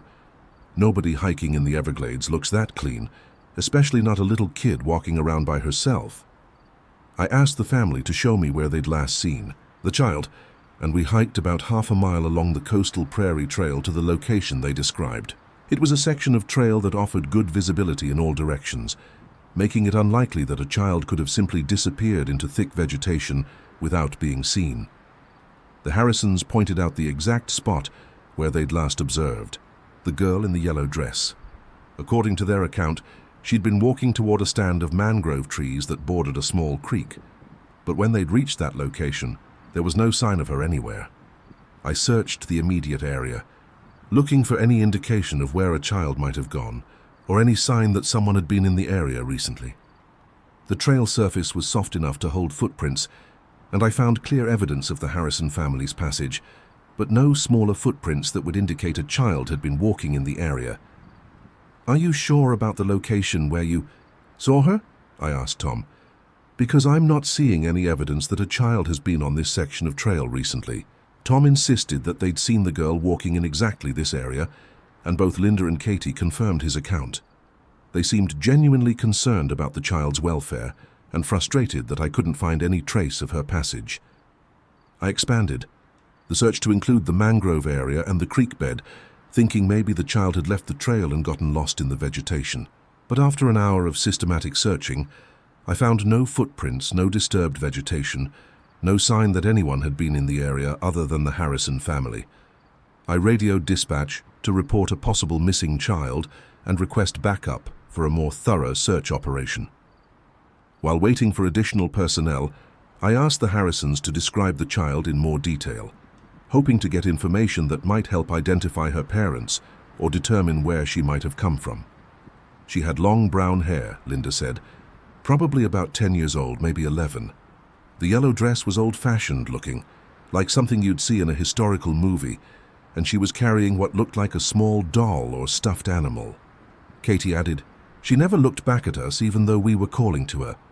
It was like she couldn't hear us or like she was focused on something ahead of her that we couldn't see."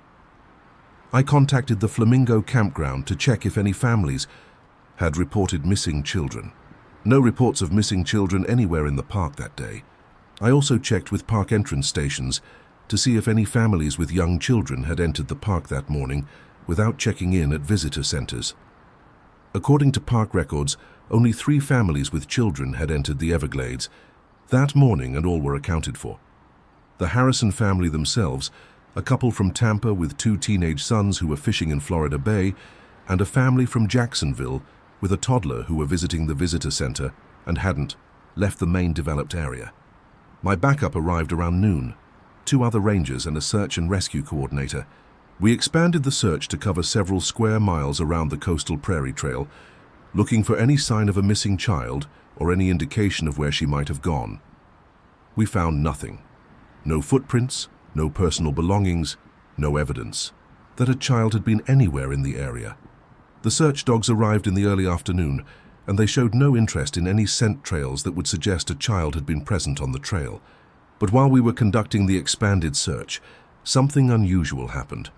We received 2 additional reports of sightings of a child in a yellow dress, both from different locations within the park. The first report came from a wildlife photographer who'd been working near the Anhinga Trail, about 15 miles from where the Harrison family had reported their sighting. He'd seen a young girl in a bright yellow dress walking alone near the boardwalk area, and he'd been concerned enough about her safety to report it to a volunteer at the visitor center. The second report came from a couple hiking the Gumbo Limbo Trail, another location that was miles away from either of the previous sightings. They'd observed a child matching the same description. Yellow dress, long brown hair, carrying what looked like a doll, walking by herself in an area where children needed to be with adult supervision. 3 different sightings of the same child in 3 different locations that were too far apart for a 10-year-old to have traveled between them in the time frame involved. Either there were multiple children wearing identical yellow dresses wandering around the park, or something very unusual was happening. I coordinated search teams to investigate all 3 locations, hoping to triangulate the child's current position or at least find evidence of her presence in one of the areas. But just like at the original sighting location, we found no physical evidence that a child had been in any of those places. No footprints, no disturbed vegetation, no items dropped or left behind. It was as if multiple people were seeing the same child in different locations, but the child herself was leaving no trace of her passage anywhere in the park. The search continued for the rest of the day, with additional personnel called in from other parks and local law enforcement agencies. We covered hundreds of acres of Everglades terrain, used helicopters for aerial searches, and deployed every available resource for locating a missing child. But we never found any trace of the girl in the yellow dress.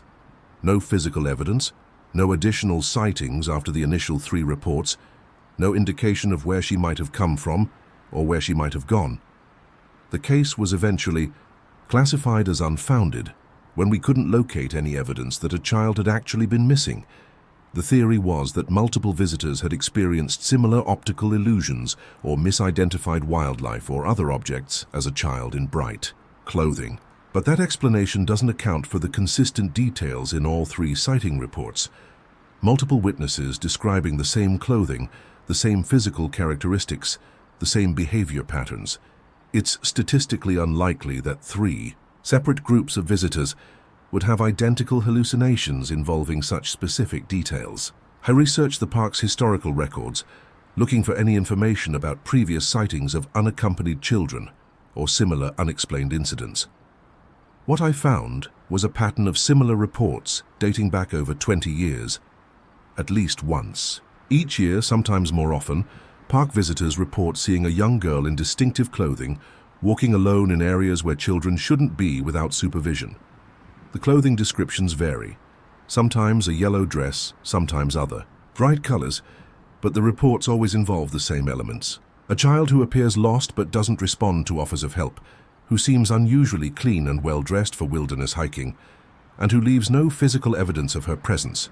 In every case, extensive searches find no trace of the reported child, and no families report missing children that match the descriptions provided by witnesses.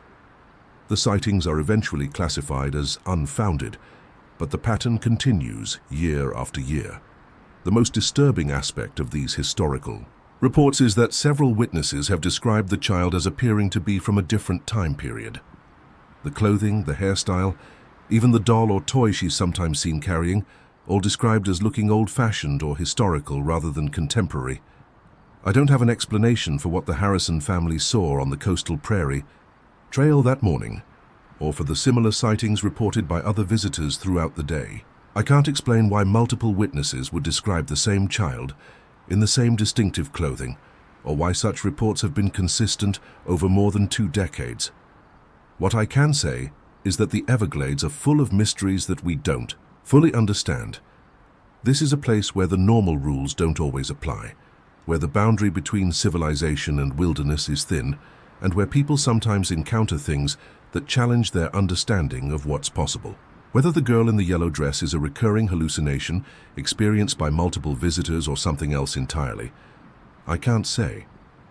But I do know that the Harrison family saw something that morning that concerned them enough to report it, and that their description matched dozens of similar reports from other concerned visitors over the years. Sometimes when I'm doing patrol on the coastal prairie trail, I find myself looking for a flash of yellow among the vegetation, wondering if I'll be the next person to see the child who appears and disappears without leaving any trace of her. Passage through one of America's most unique wilderness areas. Music. The family photo was still warm when we found it buried 3 ft underground, and that's when I knew we'd stumbled onto something that couldn't be explained by normal park maintenance procedures. It was May 15th, 2024, and what started as a routine trail repair project at Denali National Park had turned into the most bizarre discovery of my 16-year career as a park ranger.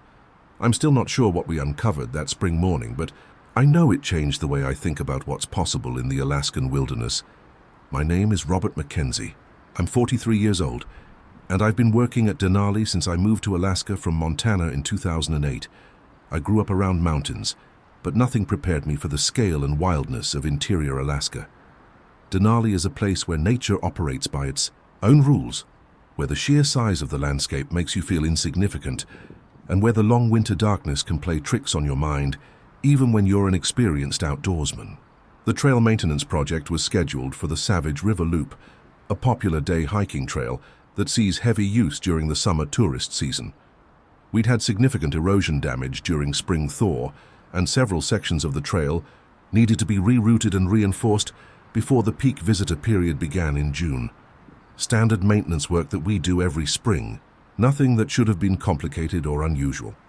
My crew consisted of 4 people, myself as crew leader, Jennifer Walsh, who'd been with Park Service for 8 years, Tom Bradley, who was new to Denali but had experience with trail work in the lower 48, and Sarah Kim, a seasonal worker who was studying environmental science at University of Alaska Fairbanks. We were all experienced with trail maintenance and familiar with the kinds of things you typically find when doing excavation work in national parks. We started work around 7 a.m. using hand tools to dig out damaged sections of trail and prepare the ground for new trail surface materials.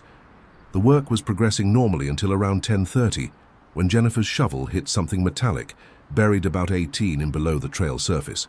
"Mackenzie," she called out. "I think I found something down here that doesn't belong." She was working on a section where we were widening the trail to improve drainage, digging in an area that should have been undisturbed forest soil for decades, if not longer. I walked over to examine what she'd found, expecting to see the usual debris that sometimes gets buried in wilderness areas. Old camping equipment left by careless visitors. Maybe some historic trash from the early days of the park, possibly even artifacts from indigenous peoples who'd used these areas long before Denali became a national park. What Jennifer had uncovered was the corner of what appeared to be a metal container, partially buried and obviously placed rather than naturally deposited. We carefully excavated around the object, revealing a weatherproof case about the size of a small suitcase, the kind that photographers use to protect expensive equipment during travel. The case was locked, but not corroded, despite being buried in soil that would have subjected it to multiple freeze-thaw cycles. Tom suggested we open it to see if it contained anything that might identify its owner, thinking maybe someone had buried valuable equipment, intending to retrieve it later. Inside the case, we found something that made no sense given its burial location and the apparent age of the container. Recent photographs, dozens of them, showing what appeared to be family activities in and around Denali National Park, hiking. Photos, camping pictures, scenic shots of landmarks I recognized immediately as locations within the park. But these weren't old photographs that had been buried for years. They were digital prints on modern photo paper, with timestamps showing they'd been taken within the past 6 months. Photos of a family that appeared to include 2 parents and 3 children engaged in typical park activities like wildlife viewing and scenic hiking. Jennifer examined the photos more closely and noticed something that made the discovery even more puzzling. These pictures were taken in winter, she said. Look at the snow conditions and the clothing they're wearing. But look at this timestamp, February 18th, 2024. We had the park road closed to public vehicle traffic all winter. How did a family get to these locations to take these pictures? She was right.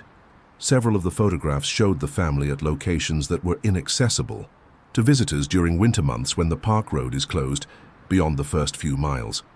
Locations that would require cross-country travel of 20 or 30 kilometers through wilderness areas in extreme cold and deep snow conditions.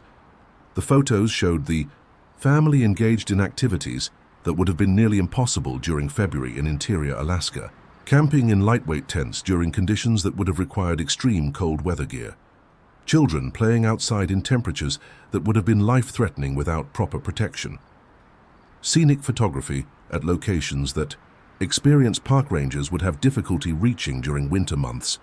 Tom pointed out another inconsistency in the photographs. Look at the lighting and shadows in these pictures. He said these were taken during daylight hours, but in February at this latitude, we only get a few hours of twilight.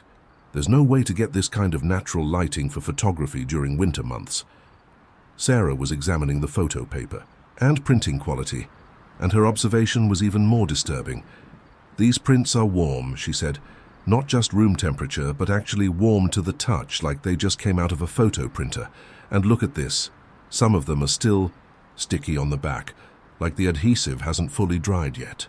We were holding photographs that appeared to have been printed very recently, but they'd been found buried in a waterproof case at least 18 in underground, in an area where the soil showed no signs of recent disturbance.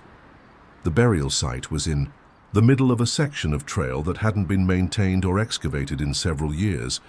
I made the decision to expand our excavation around the area where we'd found the photo case, thinking maybe we'd discover additional buried items that might explain how recent photographs had ended up buried in what appeared to be an undisturbed location. What we found during the expanded excavation was even more puzzling than the original discovery. More buried containers, all weatherproof, and all containing recent items that should never have been buried in those locations. A GPS unit with waypoints marked for locations throughout Denali, including coordinates for places that are restricted to researchers and park personnel. The GPS showed recent activity with tracks indicating extensive travel throughout the park, during months when such travel would have been impossible for civilian visitors. Personal belongings that appeared to belong to the family in the photographs, clothing sized for adults and children, all showing signs of recent use, but no indication of the kind of wear you'd expect from extreme cold weather conditions. Clean, camping gear that looked like it had been used recently, but showed no signs of the harsh treatment that Alaska winter camping would inevitably produce. Most disturbing was a family journal, with entries dated throughout the winter months, describing camping and hiking activities during periods when the park was closed to public access and when weather conditions would have made such activities potentially fatal for anyone without specialized training and equipment. The journal entries described perfect weather conditions during days when park records showed blizzard conditions and temperatures of 40 F. They mentioned wildlife encounters during months when most animals would have been in hibernation or survival mode. They described hiking to locations that would have required days of cross-country travel through terrain that was impassable during winter months. Sarah noticed something about the handwriting in the journal that made the discovery even more unsettling. The ink in these entries is fresh, she said. Not just unfaded, but actually wet in some places, like someone was writing in this journal minutes before we found it. We contacted Park Dispatch to report our unusual discovery and request guidance on how to proceed. Finding buried personal belongings during maintenance work isn't unprecedented, but finding recently used items buried in locations that showed no signs of recent excavation required investigation by law enforcement personnel. The response from dispatch was that no permits had been issued for winter camping or extensive backcountry travel during the time period indicated by the photographs and journal entries. No special use permits, no research authorizations, no exceptions that would have allowed civilian visitors to access restricted areas during winter months. Moreover, park entrance records showed no visitors matching the description of the family in the photographs during the time periods when the journal entries and photo timestamps indicated they were present in the park. As far as official records were concerned, this family had never been in Denali National Park at all. We spent the rest of the day excavating the area where we'd found the buried containers, hoping to find additional evidence that might explain how recent personal belongings had ended up buried in undisturbed soil. But our excavation revealed something that made the mystery even deeper. The soil layers around the buried containers showed clear stratification, indicating that the ground had been undisturbed for several years. No evidence of recent digging. No mixed soil layers that would indicate someone had excavated and refilled the burial sites. According to soil analysis, the containers had been buried in their current locations for at least 3 years, despite containing items that were clearly from recent months. The trail maintenance project was suspended while park law enforcement investigated the discovery. Additional personnel were brought in to conduct a thorough excavation of the area using archaeological techniques to document exactly how and when the items had been buried. The investigation found 12 different burial sites containing personal belongings that appeared to belong to the same family. Items spanning several years, but all showing signs of recent use, all buried in soil that showed no signs of recent disturbance, all containing evidence of activities that should have been impossible during the time periods indicated. The case was eventually turned over to federal authorities when Park Service personnel couldn't develop any reasonable explanation for the discoveries. The buried items were classified as evidence in an ongoing investigation, but no charges were ever filed because no laws appeared to have been broken. The family members shown in the photographs were eventually identified through facial recognition software and contacted by federal investigators. According to their accounts, they were residents of Seattle who had never been to Alaska and had no knowledge of how their likenesses had appeared in photographs taken at Denali National Park. Medical and psychological examinations found no evidence that any of the family members had ever been to Alaska, and their work and school records confirmed their presence in Seattle during the time periods when the photographs and journal entries indicated they were camping in Denali. Yet the photographs clearly showed these same people engaged in extensive outdoor activities in locations that were unmistakably within the park boundaries. The trail maintenance project was eventually completed, but the section of trail where we made the discoveries was rerouted around the excavation sites. The area has been designated as a research location, with ongoing studies attempting to understand how recently used personal belongings could have been buried for years in undisturbed soil. I've been back to that section of the park many times since then, and I always wonder what else might be buried beneath the surface of what appears to be pristine wilderness. Because if we found evidence of impossible activities in one small area during routine maintenance work, what might be hidden in the millions of acres of Denali that have never been excavated? The incident report remains classified as an ongoing investigation, but everyone involved in the discovery knows that we encountered something that defies conventional explanation.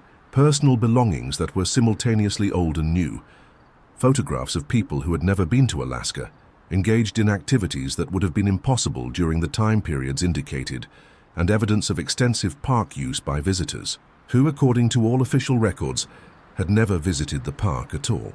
Sometimes when I'm doing trail maintenance now, I find myself wondering what we might uncover next and whether I really want to know the answer to that question. Routine safety check becomes missing persons mystery. That's how I describe what happened during what should have been the most boring assignment of my career at Glacier National Park. It was August 14th, 2024, and I was conducting routine safety inspections of backcountry trail shelters before the end of summer season. These inspections are usually straightforward. Check the structural integrity of emergency shelters, document any needed repairs, ensure that safety equipment is properly stocked and functional. Nothing that should have resulted in a missing persons investigation that remains unsolved 4 months later. My name is Rebecca Martinez. I'm 27 years old and I've been working as a ranger at Glacier for 3 years now. I grew up in Montana, spent most of my childhood in the outdoors, and I've always been comfortable working alone in remote wilderness areas. Safety inspections are routine work that experienced rangers can complete efficiently without encountering anything more dangerous than the occasional curious wildlife. The assignment took me to the Sperry Trail area, about 8 miles from the nearest road, and accessible only by hiking through some of Glacier's most spectacular but challenging terrain. The trail leads to several backcountry shelters that serve as emergency refuges for hikers who encounter sudden weather changes or medical emergencies in remote areas.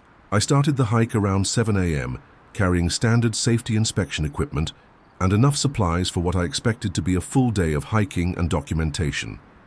The weather was perfect for backcountry travel. Clear skies, temperature in the 70s, minimal wind, ideal conditions for completing safety inspections efficiently and getting back to the trailhead before dark. The first 2 shelters I inspected were exactly what I expected to find. Well-maintained structures with minor issues that I documented for future maintenance crews, missing or damaged safety equipment that I replaced from supplies I was carrying, standard wear and tear that accumulates over a season of use by hikers and backpackers. But when I reached the 3rd shelter, located about 6 miles from the trailhead in a remote valley that sees relatively few visitors, I found something that didn't match the normal pattern of shelter use and maintenance.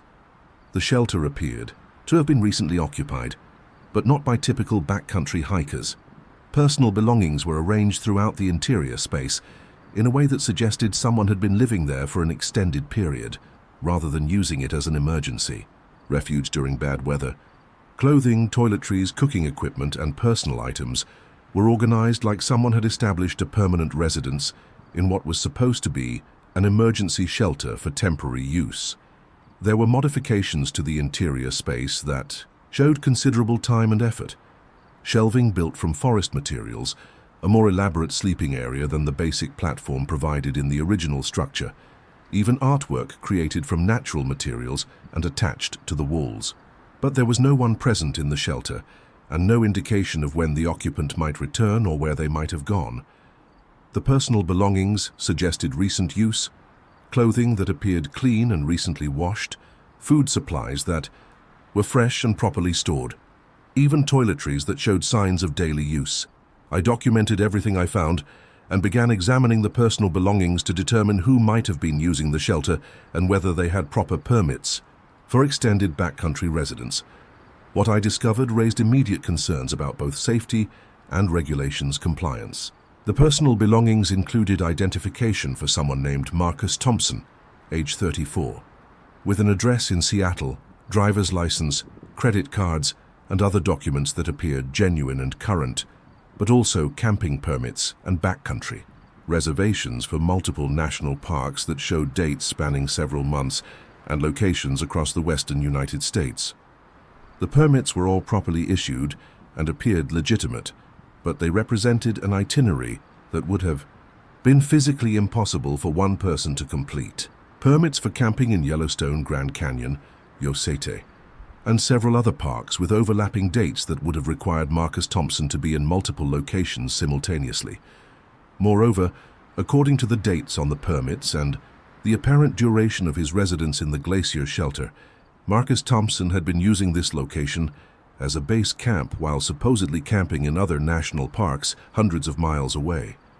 I contacted dispatch to report finding evidence of long-term occupation of an emergency shelter by someone whose permit documentation didn't match his apparent activities. While waiting for guidance about how to proceed, I continued examining the shelter and the personal belongings to gather more information about the situation.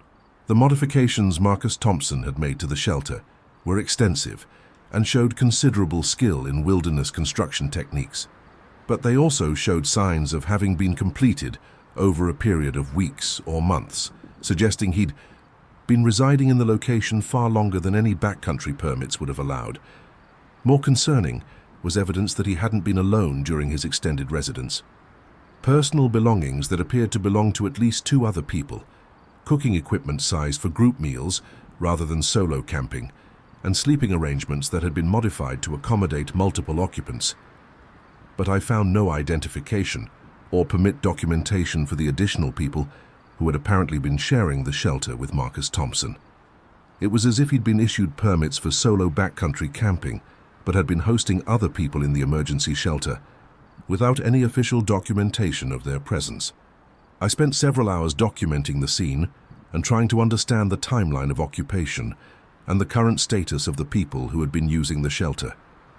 The evidence suggested recent habitation, personal hygiene items that had been used recently, food preparation areas that showed signs of recent cooking, even a journal with entries dated within the past week. But there was no indication of where Marcus Thompson and his companions had gone, or when they might return. No notes explaining their absence, no evidence of planned departure, no indication that they intended to return to retrieve their extensive personal belongings. The journal entries were particularly puzzling because they described daily activities and observations that didn't match the location where I'd found the shelter. Entries describing desert landscapes, coastal environments, and mountain terrain that was clearly not from the Glacier National Park region. The entries read like someone who was simultaneously experiencing multiple different environments, describing wildlife encounters and weather conditions from various ecosystems on the same dates. It was as if Marcus Thompson was somehow present in multiple national parks at the same time, documenting experiences from locations that were hundreds of miles apart.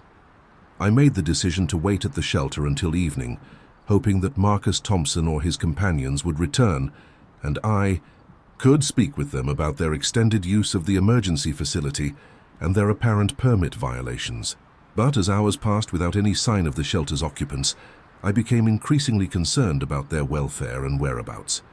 Just before sunset, I discovered something that changed my understanding of the entire situation. A trail leading away from the shelter that I hadn't noticed during my initial inspection, heading in a direction that didn't correspond to any established trails in the area. The trail showed clear signs of recent use, with footprints indicating multiple people had traveled in both directions. But when I followed the trail for about a quarter mile, it led to the edge of a cliff that dropped several hundred feet to the valley floor below. The trail simply ended at the cliff edge, with no indication of where the people who had been using it could have gone. The footprints led directly to the cliff edge and stopped. No signs of rappelling equipment, no alternative routes away from the cliff, no evidence that anyone had turned around and returned the way they'd come. It was as if multiple people had walked to the edge of the cliff and then vanished. I returned to the shelter and contacted dispatch to report a possible missing persons situation involving at least 3 people who had been using an emergency shelter for extended residence, but had apparently disappeared under circumstances that suggested they might have fallen from a cliff or encountered some other emergency. Search and rescue operations began the following morning, with teams covering the area below the cliff and searching for any sign of Marcus Thompson and his companions. But after 3 days of intensive searching, no trace of the missing people was found anywhere in the region. The investigation expanded to include verification of the permit documentation I'd found in the shelter. What authorities discovered was even more puzzling than the original disappearance. Marcus Thompson was contacted at his home in Seattle, where he'd been living and working normally for the past several months. According to his account, he had never been to Glacier National Park and had no knowledge of how his identification had ended up in a backcountry shelter he claimed never to have visited. The camping permits found in the shelter were all legitimate and had been properly issued. But Marcus Thompson had no memory of applying for them or visiting any of the national parks where the permits were supposed to be used.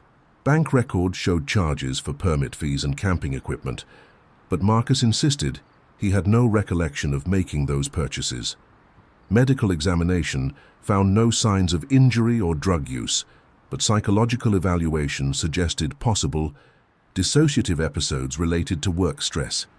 The official explanation was that Marcus Thompson had experienced some form of memory loss related to an extended camping trip he had no conscious recollection of planning or completing. But that explanation didn't account for the physical impossibility of the permit timeline or the evidence that he'd been present in multiple national parks simultaneously. And it certainly didn't explain what had happened to the companions who had apparently been sharing the shelter with him. The personal belongings found in the shelter were eventually returned to Marcus Thompson, but he insisted that most of the equipment didn't belong to him, despite clear evidence connecting it to his credit card accounts. The case was classified as a resolved missing persons report when Marcus Thompson was located safely at his home. But the fundamental questions about what I discovered during that routine safety inspection remain unanswered. How had someone established an extended residence in an emergency shelter while simultaneously being documented as present in multiple other locations? Who were the companions who had shared the shelter but left no identification or official documentation? And where did they go when they walked to the edge of that cliff? I've completed dozens of safety inspections since then, but I always wonder what I might find in the next remote shelter, and whether the people whose belongings I discover will turn out to exist in the places and times where the evidence suggests they should be found. Emergency rescue call from disconnected phone. That's what the dispatch log shows for the incident that changed my perspective on everything I thought I understood about communication technology and emergency response procedures. It was July 4th, 2023, Independence Day, and I was working a holiday shift at Joshua Tree National Park when we received a call that shouldn't have been possible using any known method of telephone communication. My name is Catherine Williams. I'm 29 years old and I've been working as a ranger at Joshua Tree for 5 years now. I transferred here from UCEDE because I wanted to experience desert wilderness after growing up around the mountains and forests of Northern California. Joshua Tree in summer is brutal temperatures that can kill unprepared visitors, terrain that's unforgiving to anyone who makes poor decisions, and an environment where small mistakes can quickly become life-threatening emergencies. I dispatched 2 search teams to the coordinates Rodriguez had provided, but I also sent a 3rd team to the location where our GPS tracking showed the phone signal was originating. If the caller was actually in trouble, I wanted to make sure we were searching in the right place, regardless of what our communications equipment was telling us. The search teams reached both locations within 45 minutes of the original call. The coordinates Rodriguez had provided led to an area near Ryan Mountain that was accessible by established trails and showed signs of recent hiking activity, but there was no sign of Rodriguez or his hiking partner anywhere in the area. The second search team dispatched to the GPS coordinates our equipment was tracking found themselves standing in the middle of empty desert with no hikers, no emergency situation, and no indication that anyone had been in that area recently.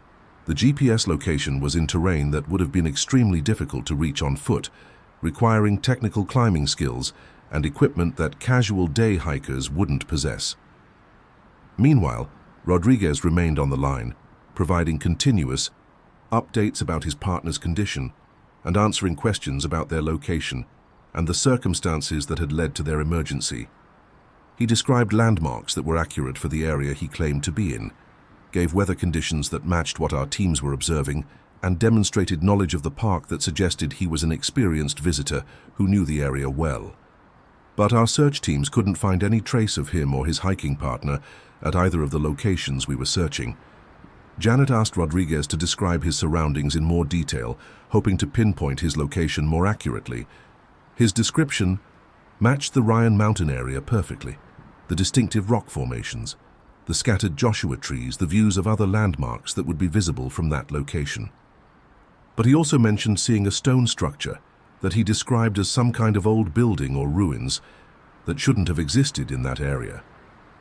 I contacted park historians and archaeologists to ask about any known structures in the Ryan Mountain area.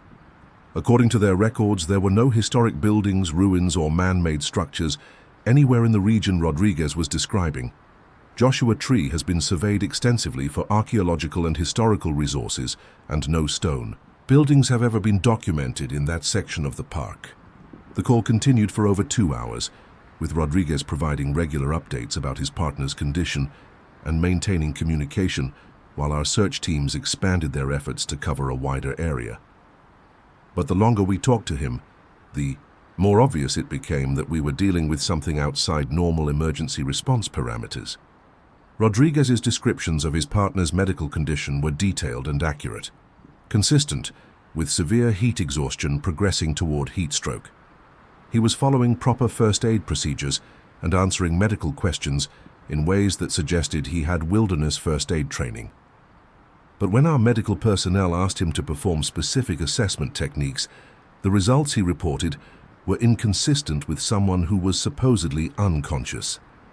Janet asked Rodriguez to take photographs of his location and his partner's condition using his phone's camera, thinking that visual information might help us pinpoint their location or assess the medical situation more accurately.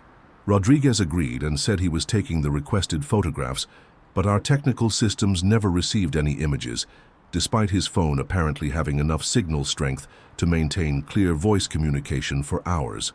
By 6 p.m., we had search teams covering over 20 square miles around the Ryan Mountain area, helicopter support conducting aerial searches, and coordination with local law enforcement agencies.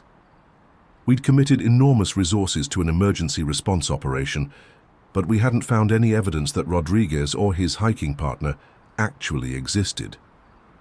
The call finally ended around 6:30 p.m.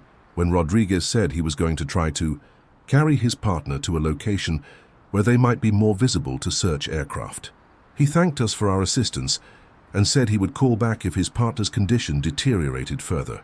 The line went dead, and we never heard from him again. But according to our technical logs, the call had never actually ended. Our communications equipment showed that the line remained open for another 3 hours with no voice activity, but continuing to receive data indicating that the phone was still connected and still transmitting GPS coordinates from the impossible underground location. The search operation continued until after midnight, with teams combing every accessible area within miles of the reported locations. We found no trace of Rodriguez, his hiking partner, or any evidence that anyone matching their descriptions had been in Joshua Tree National Park that day. The incident was eventually classified as a false emergency call, possibly involving someone using sophisticated equipment to spoof phone numbers and GPS coordinates. But that explanation doesn't account for Rodriguez's detailed knowledge of the park, his accurate descriptions of local landmarks, or the background sounds that were consistent with someone actually being in the Joshua Tree wilderness. The phone number Rodriguez had called from was investigated by federal authorities as part of a broader inquiry into emergency call spoofing, but the investigation found no evidence of telecommunications fraud or any technology that could produce the specific combination of impossible characteristics we'd observed during the call.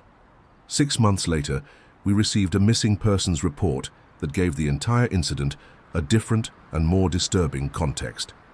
A family from San Diego reported that their son, Michael Rodriguez, had disappeared during a hiking trip to Joshua Tree National Park on July 4, 2023. He'd been hiking with a friend, and both men had failed to return from what was supposed to be a day hike in the Ryan Mountain area.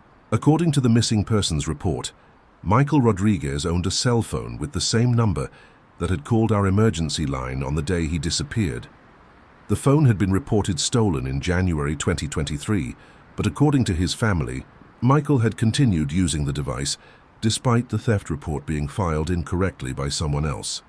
The search for Michael Rodriguez and his hiking partner resumed, but after weeks of intensive searching, no trace of either man was ever found. The case remains open as an unsolved disappearance with no evidence to explain what happened to them, or how Michael Rodriguez managed to call for help using a phone that had been reported disconnected. I've handled dozens of emergency calls since then, but I always wonder whether the voices I'm hearing belong to people I'll actually be able to help. Because if Michael Rodriguez really was lost in Joshua Tree when he called that July afternoon, then our failure to find him represents something more troubling than just a failed search and rescue operation. Sometimes I think about that call when I'm doing patrol in the Ryan Mountain area, wondering if there are stone ruins hidden somewhere in terrain we've never properly searched, or if there are underground spaces where lost hikers might be trapped, beyond the reach of conventional rescue operations. Because if our communications equipment was somehow receiving a call from someone who was 200 FT underground, then Joshua Tree might contain mysteries that we haven't even begun to understand. And missing persons cases that we haven't learned how to solve. Music wildlife tracking leads to human behavior patterns. That's the conclusion I reached after spending 6 months documenting what I initially thought was unusual bear activity in Olympic National Park. But by the time I understood what I was actually tracking, the behavioral patterns had become so complex and purposeful that I had to consider possibilities that fall outside normal wildlife management protocols. My name is Lisa Thompson. I'm 31 years old and I've been working as a wildlife biologist for Olympic National Park for 7 years.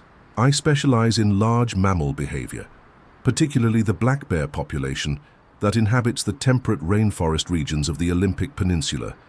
I have a master's degree in wildlife biology from University of Washington, and I've published research on bear behavior patterns in Pacific Northwest ecosystems. The unusual activity began in March 2024 when I started receiving reports from backpackers and day hikers about bear behavior that didn't match normal patterns for black bears in this region. Instead of the typical food-seeking behavior you'd expect from bears emerging from winter dormancy, witnesses were describing organized, almost purposeful activities that suggested problem-solving abilities far beyond what black bears typically demonstrate.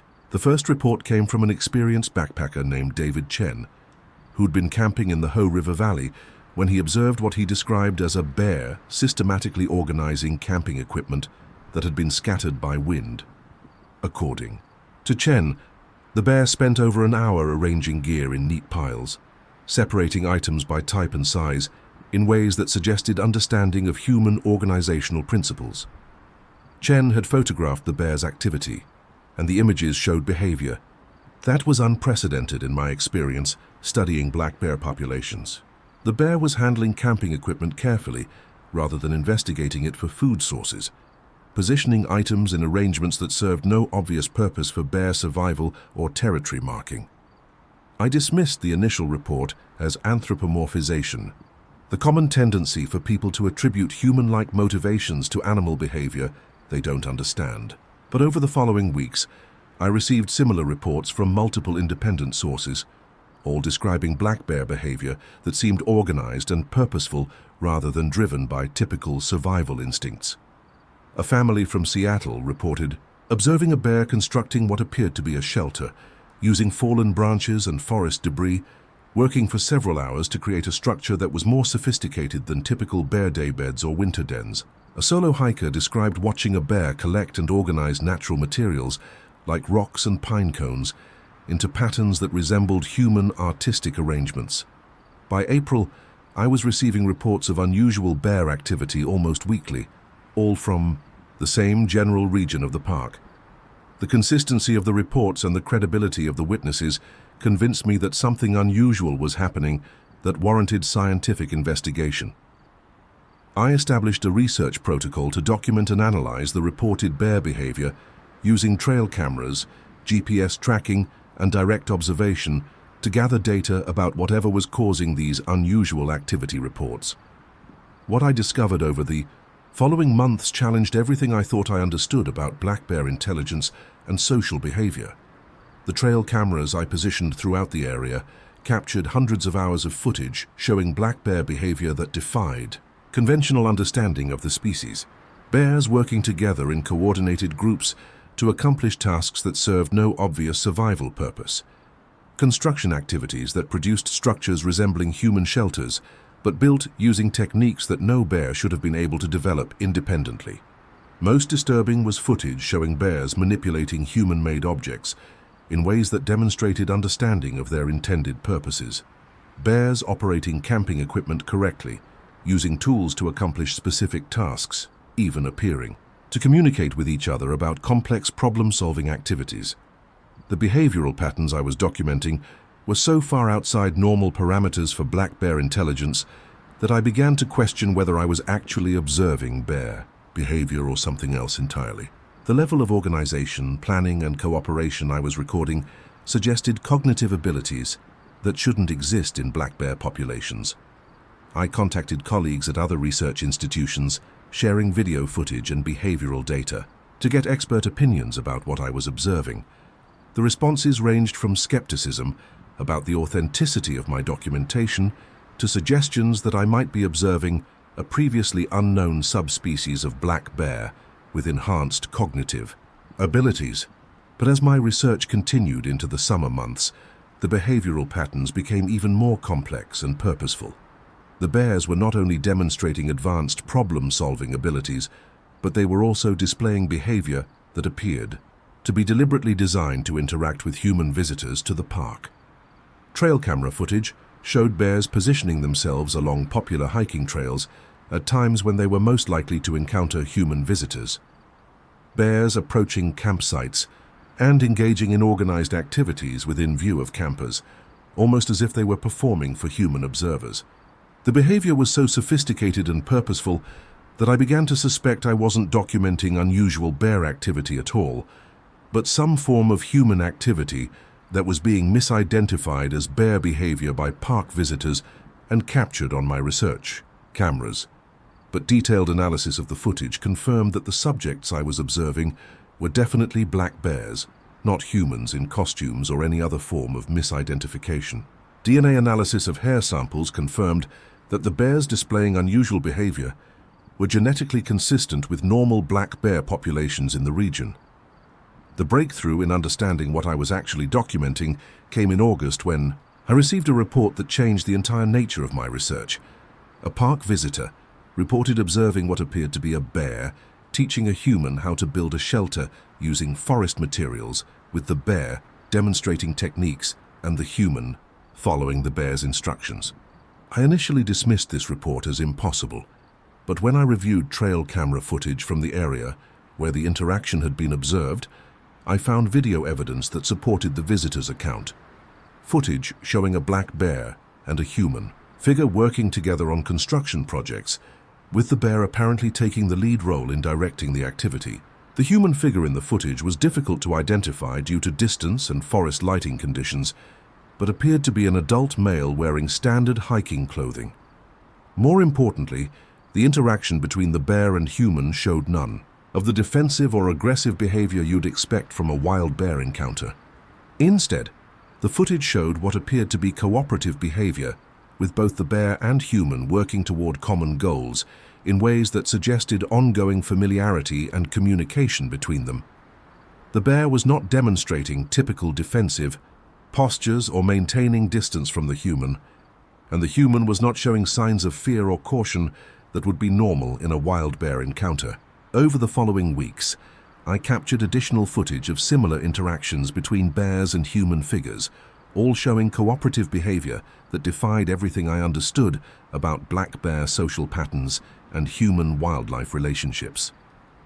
The humans in the footage were always difficult to identify clearly, but appeared to be different individuals rather than the same person repeatedly interacting with bears.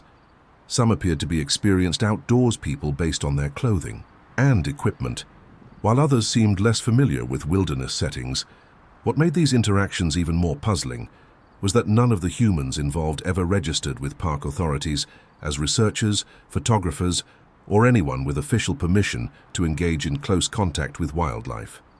According to park records, no permits had been issued for any activities that would involve the kind of human-bear interactions I was documenting.